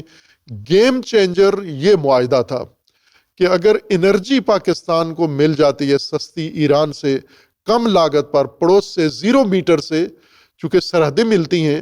نہ لمبی کشتیوں کے ذریعے اور نہ کسی اور کے ذریعے پائپ لائن آتی ہے، پاکستان کی ضرورت سے زیادہ گیس اور تیل پاکستان کو مل سکتا ہے، اور آج بہترین موقع ملا ہے۔ اگر واقعاً اس وقت جو کردار ادا کر سکتے ہیں، میں پاکستانی قیادت سے درخواست کر رہا ہوں کہ آپ جو بہترین کردار اس وقت پاکستان کے لیے تاریخی کام کر سکتے ہیں وہ یہ ہے کہ ایران کے ساتھ تو معاہدہ ہے پہلے سے، اور امریکہ رکاوٹ تھا، سعودی عرب رکاوٹ تھا، تو آج جب وہ آپ کے ہاتھ میں ہیں، آپ کی مٹھی میں ہیں، اور آپ ثالث ہیں، اور آپ ان کی مشکل حل کرنے کے لیے ٹرمپ کو اس مخمصے اور مہلکے سے نجات دینے کے لیے کوشش کر رہے ہیں، تو پہلے ترجیح پاکستان کو رکھیں۔ اس وقت کہیں ٹرمپ کو کہ ہم کوئی بھی آگے بات اس وقت کریں گے، پہلے ہمیں ایران کے ساتھ معاہدہ پر عمل درآمد کی اجازت دو، چونکہ یہ ان کی اجازت کے محتاج ہیں، اور ہم گیس لیں، تیل لیں، پاکستان کی تمام مشکلات حل ہو جاتی ہیں اس ایک اقدام سے کہ اگر یہاں سے پاکستان فائدہ اٹھا لے۔ ایک مفاد ہے پاکستان کی معیشت کا مفاد، پاکستانی قوم کا مفاد، پاکستان کے مستقبل کا مفاد، پاکستان کی آئندہ نسلوں کا مفاد۔ یہ ہماری قیادت اسی بحران میں اس کو حل کر لے، یعنی ایران کی مشکل حل ہوتی ہے، جنگ بند ہوتی ہے، امریکہ کی مشکل حل ہوتی ہے، جنگ بند ہوتی ہے، ہرمز کھلتا ہے، ساری دنیا کی مشکل حل ہو جائے گی۔ اگر ایران معاہدہ ایکٹیو نہیں ہوتا تو پاکستان کی مشکل ہرمز کھلنے کے بعد بھی اپنی جگہ باقی رہے گی۔ آپ دیکھیں پاکستان مہنگا ترین تیل دنیا میں بیچتا ہے، چونکہ لمبے راستوں سے اور غلط جگہوں سے لیتا ہے۔ جو معاہدہ ہے اس پر عمل درآمد کریں۔ سعودی معاہدے کا اتنا پاس ہے تو قرآن کو کہتا ہے کہ ہر معاہدہ انسان اس کی پاسداری کرے، اگرچہ کسی کافر کے ساتھ بھی معاہدہ کرو۔ تو ایران کے ساتھ معاہدہ 100% پاکستان کے حق میں ہے، اور یہ ایران پاکستان کی پائیدار دوستی بھی بن سکتا ہے، اور پاکستان اور ایران کا آپس میں بڑا تعاون بھی اس میں مستقبل میں ہر سطح پر ہو سکتا ہے۔ اور یہ بات میں نے پہلے بھی کی ہے کہ بھلے یہ باقاعدہ معاہدہ انہوں نے لکھ کر دیا ہے کہ پاکستان کے صدر زرداری صاحب جو ابھی بھی پھر صدر ہیں، اور ادھر سے محمود احمدی نژاد ایران کے صدر تھے، ان دونوں کے درمیان 11 مارچ 2013 کو یہ معاہدہ ہوا ہے، اور 11 مارچ 2013 آج 2026 ہے، اپریل 2026 ہے، تو اس معاہدے کو کم از کم 12-13 سال گزرنے والے ہیں، اور 10 سال گزرنے والے ہیں، تو 10 سال پرانا معاہدہ کھٹائی میں پڑا ہوا ہے، اور چند مہینے پہلے والا معاہدہ یہ سر آنکھوں پہ رکھا ہوا ہے۔ تو دونوں معاہدے پاکستان کے نفع میں کریں، بلکہ سعودیہ کے معاہدے میں سعودیہ کا فائدہ ہے، پاکستان خدمت گزار ہے سعودیہ کا، اور سعودیہ مخدوم ہے۔ ایران معاہدے میں پاکستان کا فائدہ ہے، سعودیہ پاکستان معاہدے میں پاکستان نے سعودیہ کو خدمت دینی ہے، سعودیہ نے جواباً جو دینی ہے، جیسے ابھی کر رہا ہے کہ کچھ قرض دے دے گا، امارات کا پیسہ لوٹا دے گا، اس طرح کی مدد اس نے آپ کی کرنی ہے۔ لیکن معیشت اپنے پاؤں پہ سعودیہ کی مدد سے کھڑی نہیں ہوئی، تاریخ میں ابھی بھی کھڑی نہیں ہوگی۔ سعودیہ جس طرح مدد کرتا ہے ہم مزید فقیر اور محتاج ہی رہتے ہیں، لیکن ایران کے ساتھ تجارتی معاہدہ ہے آپ کا، گدائی نہیں ہے، بھیک نہیں ہے، اس کے پیسے دیں گے، اس کا معاوضہ دیں گے، اس کے بدلے میں ایران کو جو ضروریات ہیں ان کی وہ پوری کریں گے۔ اور آج بہترین موقع ہے کہ ہمارے چیف صاحب بھی اور وزیر اعظم صاحب یہ پہلی شرط رکھ دیں کہ ہم آگے اس وقت بڑھیں گے جب امریکہ اور سعودیہ دونوں ہمیں ایران سے پاکستان کے گیم چینجر انرجی لینے کی اجازت دیں، سستی بھی ہوگی، جلدی بھی ہوگی، ضرورت سے زیادہ بھی ہوگی، اور پاکستان سے انرجی کا بحران، بجلی کا بحران، صنعت کا بحران، ہر طرح کا بحران ختم ہو سکتا ہے۔ اس پہ باقاعدہ ڈیبیٹ کرا لیں، اس پہ مذاکرہ کرا لیں، اس پہ صحافیوں سے رائے مانگ لیں، مفتیوں سے رائے مانگ لیں، کسی سے بھی رائے مانگ لیں۔ البتہ ان مفتیوں کو مشکل ہوگی ایرانی گیس پر روٹی پکانے سے جو ایران کے لیے ابھی غلاظت اگلتے ہیں، وہ سلنڈر افغانستان سے بھروا لیا کریں، وہ سلنڈر کسی اور جگہ سے منگوا لیں۔ لیکن باقی قوم میرے خیال میں پاکستان کی بچہ بچہ دعا دے گا، اور یہ تاریخی کام ہوگا۔ اس لیے میں کہہ رہا ہوں کہ امام خمینی نے یہ فارمولہ بتایا تھا کہ جب بحران آتے ہیں، سختیاں آتی ہیں، مشکلات آتی ہیں، تو ان میں تسلیم نہ ہو جاؤ بلکہ انہیں اپنے لیے فرصت سمجھو اور ان سے فائدہ اٹھاؤ۔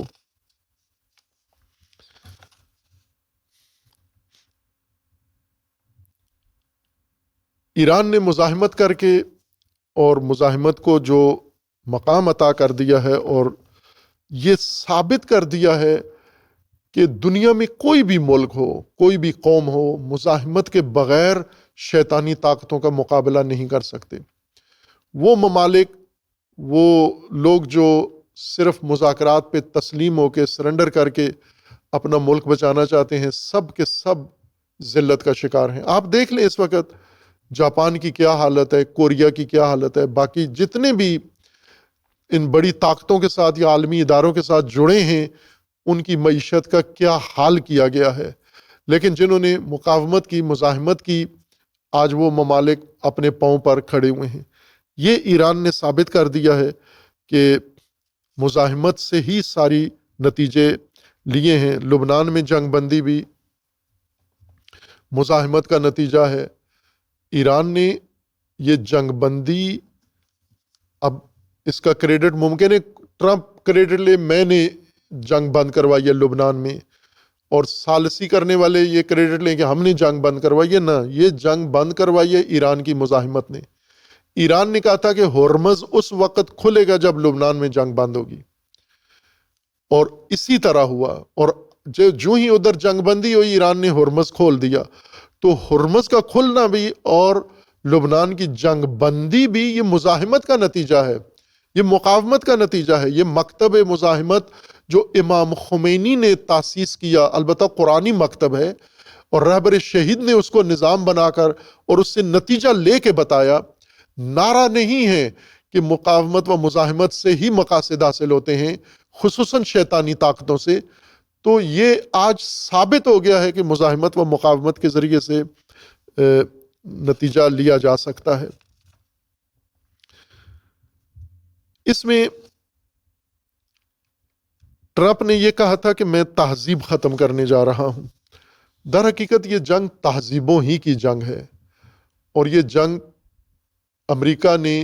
100 سالہ اسٹریٹجی تھی جو اس نے بنا کے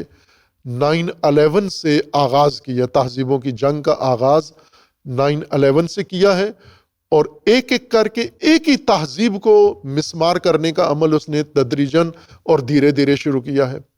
آغاز اس کا افغانستان سے کیا، پھر اس کے بعد عراق سے اس پر حملہ کیا، پھر لیبیا کو تباہ کیا، پھر اس کے بعد ایک ایک کر کے دوسرے ممالک کو تباہ کیا، عرب ممالک کو ایک اور ہتھیار کے ساتھ۔ لیکن تہذیب کا، اسلامی تہذیب کا، اسلامی سویلائزیشن کا، اسلامی تمدن کا گہوارہ و مرکز ایران تھا، اور خصوصاً رہبر معظم کی جو اسٹریٹجی تھی، ان کی اصطلاح تھی تمدن نوین اسلامی، یعنی نیا عالمی اسلامی تمدن، یہ ہم نے قائم کرنا ہے، یعنی ہم نے قائم کر دیا ہے۔ اور امریکہ کو اس سے زیادہ خطرہ تھا. انہوں نے نیو ورلڈ آرڈر بنایا تھا اور ایران نے خصوصاً علامہ اقبال نے نیو ورلڈ آرڈر کے مقابلے میں new world civilization, Islamic civilization کا منصوبہ بنایا، اسٹریٹجی بنائی، اور نیو ورلڈ سویلائزیشن کامیاب جا رہی ہے اور جائے گی انشاءاللہ. اس سے خوفزدہ ہو کر انہوں نے تہذیبوں کی جنگ کا آغاز کیا، جیسے ہنٹنگٹن نے اپنی کتاب کی شکل میں جو اردو میں ترجمہ ہوئی ہے تہذیبوں کا تصادم، اور اس میں اس نے بتایا کتنی تہذیبیں ہیں اور کون سی مٹانی ضروری ہیں، اور وہ تہذیبیں ختم کرنے کے لیے انہوں نے مرکز تہذیب کا ایران کو نشانہ بنایا اور اسلامی ممالک کو شامل کیا اپنے ساتھ. ٹرمپ نے گینگ بنائی. برطانوی ایک پارلیمنٹ کا نمائندہ ہے، یہ بات پاکستان کے اخبار میں چھپی ہے کہ برطانیہ کے ایڈورڈ ڈیوی، برطانوی پارلیمانی رکن کا نام ہے ایڈورڈ ڈیوی، اور اس نے برطانیہ کی پارلیمنٹ میں تقریر کر کے یہ کہا ہے کہ ٹرمپ ایک گینگسٹر ہے، کرپٹ گینگسٹر ہے. یہ برطانوی پارلیمنٹ کا انگریز گورا ہے یہ، اور اس نے کہا ہے کہ یہ گینگسٹر ہے اور اس نے گینگ بنائی ہے خطرناک اور کرپٹ بدماش اور گینگسٹر ہے. اور اس نے اپنے وزیر اعظم کو کہا ہے کہ برطانوی بادشاہ چارلز یہ دورہ کرنا چاہتا ہے، مئی میں امریکہ جانا چاہتا ہے، تو اس نے وزیر اعظم کو کہا کہ کوشش کر کے نہ جانے دو، چونکہ یہ شاہ اس کی باتوں میں آ جائے گا، یا اس کی حمایت کرے گا یا وہ ہمارے شاہ کی تذلیل کرے گا. یہ گینگسٹر ہے اور اس گینگ کو اس کا حصہ برطانیہ نہ بنے. یہ پارلیمانی رکن نے کہا ہے. ظاہر پاکستانیوں کے لیے گورا کوئی بات کرے تو وہ نبیوں سے بھی اوپر سمجھی جاتی ہے. پاکستان کے غرب نواز لوگ اس کو وحی سے بھی بالا سمجھتے ہیں. تو یہ آپ کے گورے نے یہ کہا ہے کہ یہ گینگسٹر ہے اور اس نے گینگ بنا لی ہے. گینگ میں اس نے 8 اسلامی ملک اور پہلے اور پھر اس نے 25 اور ملک شامل کیے ہیں. امن بورڈ کے نام سے یہ گینگ ہے اور اس گینگ کے ذریعے سے وہ گینگسٹر اپنے مقاصد دنیا پر ٹھونسنا چاہتا ہے. خوب یہ گینگ اس نے بنائی ہے تاکہ ان کی مدد سے تہذیب کو، تمدن کو، اسلامی تہذیب کو مٹائے. اس لیے اس نے کھل کے دھمکی دی ہے کہ میں ایران سے تہذیب ختم کرنے جا رہا ہوں، اور اسی رات پھر تسلیم بھی ہو گیا. اس نے سرنڈر بھی کر دیا کہ مجھے ان نکات پر اتفاق ہے اور ایران جنگ بند کرے. اس کو اب ہمارے صحافی کریڈٹ چائنا کو دیتے ہیں کہ چائنا نے پیچھے سے کوئی دھمکی دی ہے. نہ، چائنا نے نہیں دی، بلکہ رگ جو ایران کے ہاتھ میں ہے وہ رگ ایران نے پکڑی ہوئی تھی اور ساری دنیا نے تباہ ہونا تھا. ایران کی تہذیب تباہ ہوتی نہ ہوتی، ظاہر ہے اس نے جو بھی کرنا تھا. 1-2 شہر ایران کے تباہ ہوتے، لیکن دنیا کی اقتصاد ساری دنیا نابود ہو جاتی، اور پھر ٹرمپ اور کسی اور کے بس میں نہ ہوتا کہ دنیا کو اپنے پاؤں پر کھڑا کرتے. یہ تہذیبوں کی جنگ ہے. رہبر شہید نئی اسلامی تہذیب کو اپنا ہدف سمجھتے تھے کہ ہم نے دنیا میں اس وقت نئی اسلامی تہذیب قائم کرنی ہے، اور وہی تہذیب ہوگی جو امام مہدی علیہ السلام کے ظہور کے لیے میدان فراہم کرے گی. اور انہوں نے یہ جو رہبر شہید علامہ اقبال کو اپنا مرشد کہتے تھے اور اپنے آپ کو کہتے تھے میں مرید ہوں اس شخص کا، اور اس کی وجہ یہ تھی کہ علامہ اقبال بھی اسی نیو ورلڈ آرڈر یا مغربی نظام کے مقابلے میں الہی تہذیب، عالمی تہذیب کے تاسیس کے خواہاں تھے، اور رہبر نے یہ جملہ علامہ اقبال سے ہی لیا تھا. اس لیے علامہ اقبال کے دل سے قدردان تھے، چونکہ وہ بنیادی نقطہ رہبر شہید نے علامہ اقبال سے لیا اور اس کے اوپر عمل کیا. انہوں نے تہذیب کی جنگ شروع کی ہے. اب ظاہر ہے کہ اس تہذیب کی جنگ میں مسلمانوں کو دیکھنا ہوگا کس کے ساتھ کھڑے ہیں. پاکستان کے لیے ضروری ہے، اس وقت آ گیا ہے،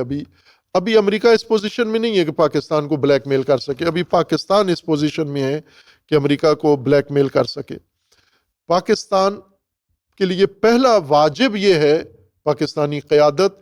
کہ ٹرمپ کی گینگ سے باہر آ جائیں. اس گینگسٹر کے ساتھ پاکستان اچھا نہیں لگتا. پاکستان اسلامی دنیا میں اچھا لگتا ہے، پاکستان مسلمان ممالک میں اچھا لگتا ہے، پاکستان ایران کے ساتھ کھڑا ہوا اچھا لگتا ہے، سعودی عرب کے ساتھ کھڑا ہوا اچھا لگتا ہے، عرب اسلامی ملکوں کے ساتھ. ہر چند ان کا راستہ بھی ٹرمپ والا راستہ ہے، لیکن کم از کم اسلامی عنوان تو ہے ان کا، ان کے ساتھ کھڑا لگتا ہے. بس ابھی پاکستان کی قیادت کا ایک امتحان ہے کہ پاکستان کے مفاد کو ترجیح دیں، اور پاکستان کے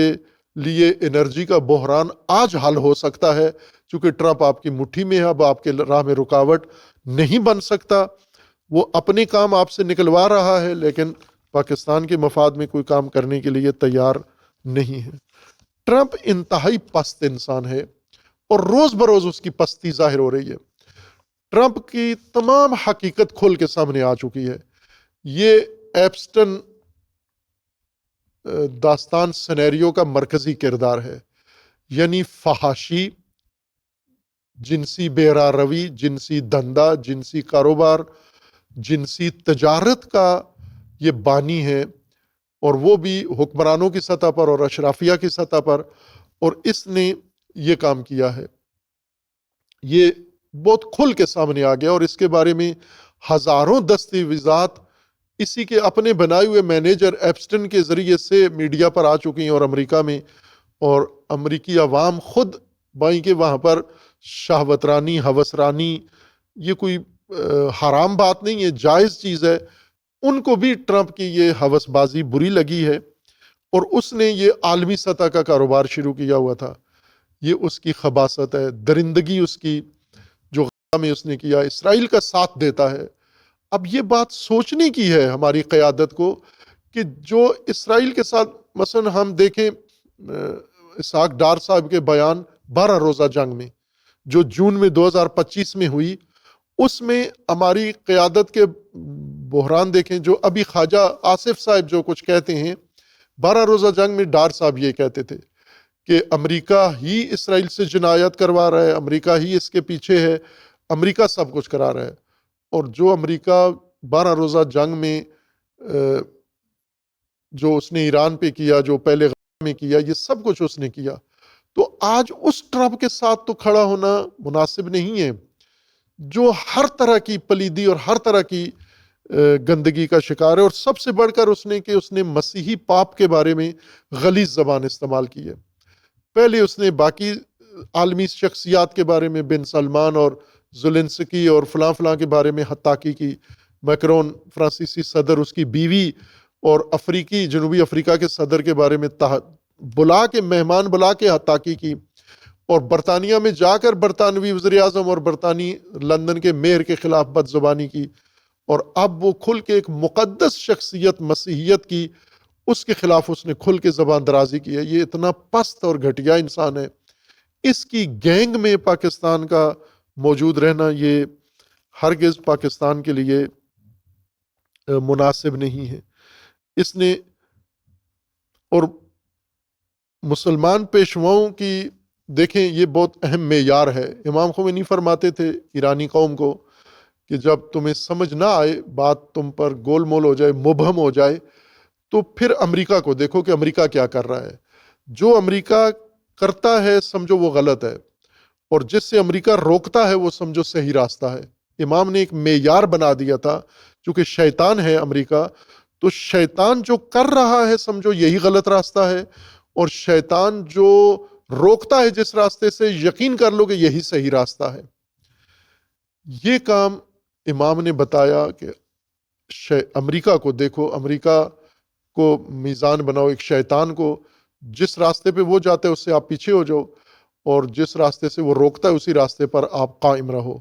اور ایران نے اسی پر عمل کیا، آج تک کیا ہے. اور یہی میزان آج ہم دیکھیں کہ امریکہ کس کا دشمن ہے اور کس کا مخالف ہے اور کس کا دوست ہے. یہ بہترین پیمانہ ہے جو امام خمینی نے دیا ہے کہ امریکہ تعریفیں کس کی کرتا ہے اور امریکہ دشمنی اور گالیاں کس کو دیتا ہے. امریکہ نے مسیحی پاپ کو برا بھلا کہا ہے، لیکن کسی مسلمان اسکالر کو نہیں کہا. دنیا بھر میں پاپ کی سطح کے مسلمان علماء، جید علماء، شیعہ سنی سب موجود ہیں. کسی کو گالی نہیں دی اس نے، کسی کی مذمت نہیں کی پاپ کی، پاپ لیو کی اس نے، لیو چہاردم کی اس نے توہین کی ہے، گستاخی کی ہے. یہ ٹرمپ کا تمام مذہبی دنیا میں مسیحی رہنما کو گالی گلوچ کرنا یہ دلیل ہے کہ مسیحی رہنما مسلمان علماء پر بازی لے گیا ہے. چونکہ ٹرمپ کو اس کی طرف سے خطرہ محسوس ہوا ہے، وہ ٹرمپ کے مقابلے میں بیان اس نے دیا ہے یا جو کمپین چلائی ہے یا جو تاثر بھی دنیا میں دے رہا ہے عالمی سطح پر، ٹرمپ کو اس سے خطرہ محسوس ہوا ہے. لیکن مسلمان علماء میں سے کسی نے یہ قدم نہیں اٹھایا کہ ٹرمپ اسے بھی برا بھلا کہتا. ٹرمپ جس کو برا بھلا کہے وہ سمجھو دنیا کا بہترین انسان ہے، اور ٹرمپ جس کی تعریفیں کرے اس کے اوپر شک کرو کہ وہ کوئی اندر سے کچھ اور انسان ہے. جس کی ٹرمپ تعریفیں کرتا ہے وہ قابل اعتماد نہیں ہے. یہ بات ایک پیمانہ بنا کر میزان بنائے. یعنی واقعاً مسیحی دنیا میں ایک سابقہ جو ان کے پیشوا تھے جو مرحوم ہوئے، فوت ہوئے، جن کی جگہ پر یہ بنے ہیں پاپ لیو بنے ہیں، ان سے پہلے پاپ بینیڈکٹ تھے، اور ان سے پہلے دوسرے پاپ تھے. وہ تو بہت ہی باعظمت شخصیت تھے جنہوں نے اپنی پاپائیت کے عین عروج پر استعفیٰ دے دیا تھا. واقعاً میرے دل میں ان کا بڑا احترام پیدا ہوا کہ اتنی شہرت، مقبولیت اور اقتدار سے دستبردار ہونا یہ بڑے انسان کی علامت ہے. چھوٹے لوگ اقتدار سے چپک جاتے ہیں اور مرتے دم تک اقتدار سے الگ نہیں ہوتے. لیکن یہ مسیحی پاپ دنیا میں سب سے زیادہ مانا جانے والا، تقلید کیا جانے والا شخص، یہ اپنے منصب سے دستبردار ہو گیا تو اس کی عزت بڑھی. اسی طرح یہ دوسرے پاپ جو فوت ہوئے، یہ پاپ فرانسس تھے میرے خیال میں جو فوت ہوئے، بینیڈکٹ وہ پہلے تھے. یہ پاپ فرانسس تھے جو فوت ہوئے ہیں، اور یہ مسلمان ممالک کے پاس چل کے جاتے تھے. آیت اللہ سیستانی کے پاس نجف میں ان کے گھر میں گئے، جا کر حاضر ہوئے، اور یہ ایک بڑی اعلیٰ مثال تھی. ان کا قدر اور عزت بڑی. اور ہم نے اس وقت بھی عرض کی تھی کہ اے کاش ہمارے شیعہ مجتہدین مراجع بھی یہی کام کریں، سفر کریں، گھروں سے نکلیں اور دنیا میں جائیں، دنیا کی قیادت سے ملیں اور یہ کام کریں تاکہ دنیا میں ان کی ہدایات اور ان کے روحانیت کا اثر پھیلے. اور یہ پاپ، اس کی سب سے زیادہ قدر بڑی ہے جب اس کے مقابلے میں دنیا کا پلید ترین انسان ٹرمپ جب آیا ہے، تو اس کا مطلب ہے کہ یہ پاپ یہ بہت عظیم انسان ہے جس نے ایسا کام کیا ہے کہ یہ آج کا شیطان اس پاپ کے خلاف ہو گیا. جبکہ ہمیشہ پاپ سے یہ شکوہ ساری دنیا کو رہتا تھا کہ وہ انصاف کی بات نہیں کرتے، ظلم کے خلاف نہیں بولتے، بلکہ ظالمین کے ساتھ رہتے ہیں. لیکن اس پاپ نے وہ سارے ریکارڈ توڑ دیے ہیں اور مسیحی دنیا کو بھی ٹرمپ کے خلاف لا کر کھڑا کر دیا ہے. اس لیے ٹرمپ کے یہ سارے پہلو ہیں اور یہ ہمارے لیے، پاکستان کے لیے بہت اہم ہیں یہ مسائل.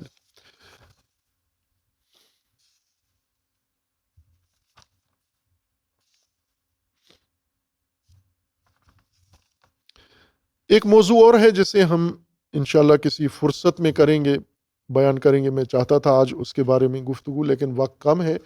اور وہ یہ ہے کہ مذاکرات سے جنگ بند کروائی جا رہی ہے، جنگ بندی ہوئی ہے. ابھی ٹیمپریری جنگ بندی ہے، موقت، اور پھر پائیدار جنگ بندی کی طرف جا رہے ہیں. لیکن جو کام بنیادی طور پر کرنے کا ہے وہ جنگ بندی نہیں بلکہ ظلم بندی ہے. ظلم بند کروانا ہے. حکمران ثالثی کر کے جنگ بند کروائیں گے، لیکن قوموں نے ظلم بند کروانا ہے. اور اس وقت ایران کی قوم اور ایرانی قیادت ظلم بند کروانے کے لیے کھڑے ہوئے ہیں. اور ظلم بند کروانے کے لیے اقوام کو ساتھ دینا ہوگا، علماء کو ساتھ دینا ہوگا اور دینی طبقات کو ساتھ دینا ہوگا تاکہ دنیا سے ظلم کا خاتمہ کریں. خصوصاً شیعہ ڈاکٹرائن میں، مہدویت میں ظلم کا خاتمہ ہدف ہے. جنگ کا خاتمہ یہ حکومتوں کا ہدف ہوتا ہے کہ جنگ بند کروانا. ٹرمپ جنگ بند کرا کے نوبل انعام لینا چاہتا ہے،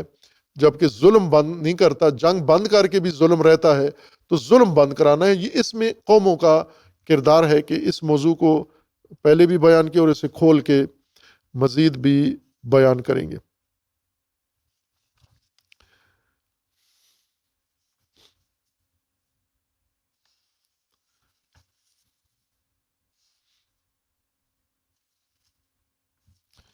ایک موضوع پاکستان کے بارے میں، چونکہ اسی دوران ایک صحافی نے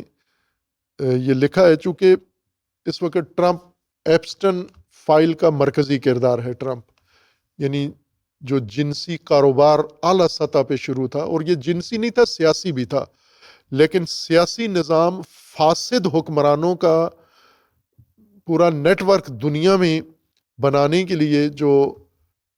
اڈا قائم کیا گیا تھا، جزیرہ باقاعدہ بنایا گیا تھا،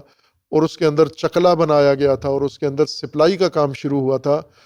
کہ جتنے بھی دنیا کے مسلم، غیر مسلم، مغربی، غیر مغربی حکمران ہیں، مستقبل کے بننے والے یا حالیہ،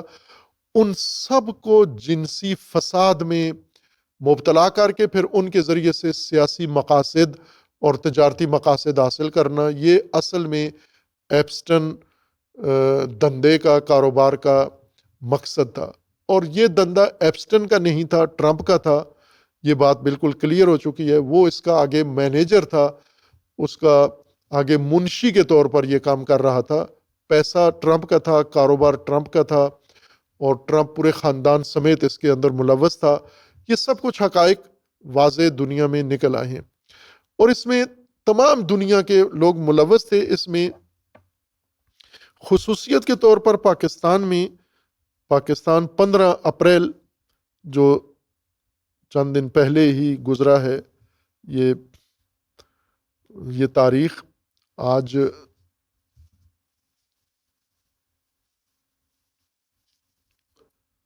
17 ہیں، تو 15 اپریل کو، یہ 15 اپریل 2026 جنگ اخبار میں شکیل انجم معروف کالم نگار ہیں جنگ کے،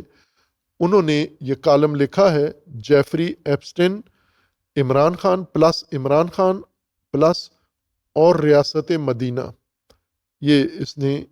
عنوان لکھا ہے، جیفری ایپسٹن، عمران خان، ریاست مدینہ، شکیل انجم، ان کا کالم چھپا ہے. اس کالم کو میں آپ کے سامنے پڑھتا ہوں کہ پاکستان کے لیے ٹرمپ نے کیا سوچا ہوا تھا اور کیا کر رہے تھے، اور اس وقت ہمارے ملک میں کیا کچھ ہو رہا ہے. مہذب، میں وہ کالم پڑھ دیتا ہوں تاکہ لوگوں کی نظر میں رہے. مہذب اور غیر مہذب دنیا میں کسی شخص، خصوصاً رہبر و رہنما کے اس حد تک گرنے کو حقارت کی نگاہ سے دیکھا جاتا ہے جہاں غیر فطری برائیوں کی تسکین کے لیے تمام اقدار، اخلاقیات اور شرافت کو روند کر حیوانیت کو فخریہ شعار بنا لیا جائے. ایپسٹن فائل کی تحقیقاتی رپورٹ میں کیے جانے والے انکشافات سے دنیا بھر کی عیاش طبع اشرافیہ کے صفوں میں بھونچال آ گیا ہے، اور اس کے مندرجات میں نامزد ان شخصیات میں کھلبلی مچ گئی ہے جو بلا واسطہ یا بالواسطہ اس گند کا حصہ تھے. دنیا بھر کا سوشل میڈیا اور گوگل ایسے اعلیٰ شخصیات کے ناموں سے بھرا پڑا ہے جنہوں نے اپنی مرضی سے یہ کالک اپنے منہ پر ملی ہے، جن کی شناخت ایپسٹن فائل میں موجود ہے. ان اعلیٰ شخصیات میں ریاست مدینہ قائم کرنے کے دعوے دار عمران خان کا نام کسی حقیقی عالم دین کے بجائے جیفری ایپسٹن کے ساتھ جڑا ہوا ہے. ان فائلوں کے اندر حیرت اس بات کی ہے کہ ایک تصویر میں جیفری ایپسٹن اور عمران خان کے ساتھ شاہ محمود قریشی بھی موجود ہیں. یہ تصویر بھی انہوں نے نشر کی ہے. اس کا مطلب ہے کہ یہ ملاقات عمران خان کے دور اقتدار میں ہوئی تھی، چونکہ شاہ محمود قریشی اقتدار میں ہی ان کے ساتھی بنے ہیں، وزیر خارجہ بنے ہیں. تو صحافی یہ نتیجہ لے رہا ہے کہ یہ ان کی وزارت عظمیٰ کے دور کی تصویر ہے. ایپسٹن فائل میں موجود تحقیقاتی رپورٹوں میں بتایا گیا ہے کہ عمران خان اور جیفری ایپسٹن کے درمیان 15 تفصیلی ملاقاتیں ریکارڈ پر موجود ہیں. 15 ملاقاتیں 1 to 1 ان کی ہوئی ہیں، اور یہ ریکارڈ پر موجود ہیں. یہ 15 تفصیلی ملاقاتیں ریکارڈ پر موجود ہیں. تاہم ان ملاقاتوں میں کی جانے والی گفتگو کے موضوعات نہیں بتائے گئے. یہ بھی واضح نہیں کہ عمران خان اپنے دور اقتدار میں بھی جیفری ایپسٹن کے بدنام زمانہ جزیرے پر گئے تھے یا نہیں، لیکن ان کا جیفری ایپسٹن سے گہرا تعلق عمران خان کی پاکیزگی پر سیاہ دھبا ہے۔ ان حقائق کی بنیاد پر اور عمران خان کے رجحانات کو مد نظر رکھتے ہوئے کیا سابق سپرنٹینڈنٹ کاشانہ دارالامان افشاں لطیف کی جانب سے عمران خان کے خلاف لگائے جانے والے سنگین الزامات پر یقین نہیں کیا جا سکتا؟ افشاں کی جانب سے، یہ لاہور کا واقعہ ہے، ایک یتیم خانہ بچیوں کا تھا، اور اس کی جو سپرنٹینڈنٹ تھی اس نے یہ سکینڈل اس وقت کیا تھا، اور جو خود زیر اعتاب آ گئی تھی، اور شاید ابھی موجود ہے یا اسے ختم کر دیا گیا ہے۔ یہ کافی عرصہ پاکستان کے اخباروں میں افشاں کی طرف سے یتیم خانے کی بچیوں کا یہ سکینڈل تھا۔ افشاں کی جانب سے الزامات کا آغاز 2019 میں اس وقت ہوا جب عمران خان کا اقتدار پورے جوبن پر تھا اور وہ اقتدار سے بھرپور لطف اندوز ہو رہے تھے، لیکن عمران خان یا خاتون اول نے ان الزامات کی کبھی پرواہ کی اور نہ کبھی تردید کی۔ ہر شخص اس بات سے بخوبی آگاہ ہے کہ کاشانہ دارالامان یتیم اور بے آسرا بچیوں کی حفاظت اور تعلیم و تربیت کے لیے سرکاری سطح پر قائم کیا گیا تھا، لیکن عمران خان نے کاشانہ دارالامان اور ایپسٹن کے جزیرے کے درمیان تفریق اور دارالامان کی تعظیم کو ختم کر دیا۔ سوال یہ ہے کہ ان تمام خوبیوں کے باوجود کہاں ہیں وہ انصاف کے قاتل جنہوں نے عمران خان جیسی شخصیت کو صادق و امین قرار دیا؟ آج شاید وہ منصف اپنے کیے پر شرمندہ ہوں۔ ایپسٹن فائل کی دستاویزات کا ایک اہم حصہ تفصیلی ایڈریس بک بھی ہے جو 2015 میں منظر عام پر آئی ہے، جس میں دنیا کے 1700 سے زائد بااثر شخصیات کے رابطے موجود تھے، جسے حکومتی سطح پر بھی خفیہ رکھنے کی کوشش کی گئی، لیکن امریکی صدر کو قانونی مسودہ پر دستخط کرنا پڑے۔ اس قانون کے تحت لاکھوں دستاویزات جاری کی گئیں، جن میں 30 جنوری 2026 کو جاری ہونے والی وہ 3 ملین فائلیں بھی شامل ہیں جن میں تصاویر اور تحقیقی رپورٹس موجود تھیں۔ ان فائلوں سے معلوم ہوتا ہے کہ ایپسٹن کے تعلقات سیاستدانوں، کاروباری شخصیات اور شاہی خاندانوں جیسے بل کلنٹن، ڈونلڈ ٹرمپ اور پرنس اینڈریو تک پھیلے ہوئے تھے۔ انہی فہرستوں میں ریاست مدینہ قائم کرنے کے داعی عمران خان کا نام بھی روشن ہوا۔ ان دستاویزات میں متاثرہ خواتین اور لڑکیوں کے بیانات بھی شامل ہیں جن کی مدد سے اس وسیع نیٹ ورک کو سمجھنے اور انصاف کی راہ ہموار کرنے میں مدد ملی ہے۔ ان دستاویزات میں سینکڑوں ایسے افراد کے نام شامل ہیں جو کسی نہ کسی طرح ایپسٹن کے رابطے میں تھے، ان کی نجی جزیرے پر گئے یا اس کے ساتھ سفر کیا۔ ان میں متاثرہ خواتین اور ایپسٹن کے ملازمین کے بیانات بھی درج ہیں۔ یہ پورا معاملہ عالمی سطح پر ایک سنگین اخلاقی تنبیہ کے طور پر دیکھا جاتا ہے۔ جیفری ایپسٹن کی شخصیت کی تشریح الفاظ میں ممکن نہیں، کیونکہ اس کا معاملہ محض ایک انفرادی جرم نہیں تھا، بلکہ یہ طاقت کے ناجائز استعمال اور انسانیت سوز رویوں کی ایک افسوسناک داستان ہے جس نے پوری دنیا کو جھنجھوڑ کر رکھ دیا۔ یہی رویہ ہے کہ عمران خان نے پاکستان دشمن قوتوں اسرائیل اور بھارت کی اطاعت قبول کرتے ہوئے ان کی پاکستان دشمن سوچ کا ساتھ دینے کا فیصلہ کیا ہے اور ان کے دھڑے میں شامل ہو گئے ہیں۔ عمران خان کے پاکستان کے خلاف معاندانہ خیالات اور منفی رویہ اس بات کا اظہار ہے کہ وہ پاکستان مخالف دھڑے میں کھڑے ہیں۔ ٹرپل آئی، اسرائیل، انڈیا، عمران خان کا گٹھ جوڑ پاکستان کو تباہ کرنے کا کوئی موقع ہاتھ سے نہیں جانے دیتے۔ ظاہراً یہ صحافی ان کے مخالفین میں سے ہیں۔ ہمیں صحافی کے بات سے چونکہ ہماری تحقیق نہیں ہے، مطالعہ نہیں ہے، یہ صحافی نے جو کہا ہے خود ذمہ دار ہیں اس کے۔ مقصد صرف یہ بیان کرنا تھا کہ ایپسٹن کلچر اسلامی کلچر کے مقابلے میں اسے مٹانے آیا ہے۔ نمائندہ اس کا ٹرمپ ہے اور ایپسٹن کلچر نے پہلے سے میدان ہموار کیا تھا اسلامی تہذیب نابود کرنے کا، اور اسلامی تہذیب نابود کرنے کے لیے اس نے حکمرانوں کے لیے جو جال بنایا تھا وہ یہ جنسی سکینڈل اور دھندا تھا، جزیرہ تھا۔ اب اس میں ظاہر عرب خاندانوں کے نام ہیں، عرب شہزادوں کے نام ہیں، 1700 بڑی شخصیات اس میں معمولی لوگ نہیں ہیں، معمولی اوباش اور حوثران اور شہوتران اس میں نہیں ہیں، بلکہ بڑی سطح کے لوگ ہیں۔ تو انہوں نے ہر ملک کے لیے یہ جال بچایا تھا، فاسد حکمران، اور یہ وہ شخص ہے ٹرمپ، ایپسٹن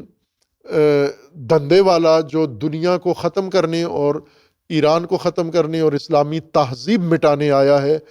اس گینگ میں کھڑا ہونا مسلمانوں کے لیے، پاکستانیوں کے لیے وہ قابل قبول نہیں ہے۔ اس لیے جب اللہ نے موقع دے دیا ہے پاکستان کو ایک مستقل اپنا وقار بنانے کا،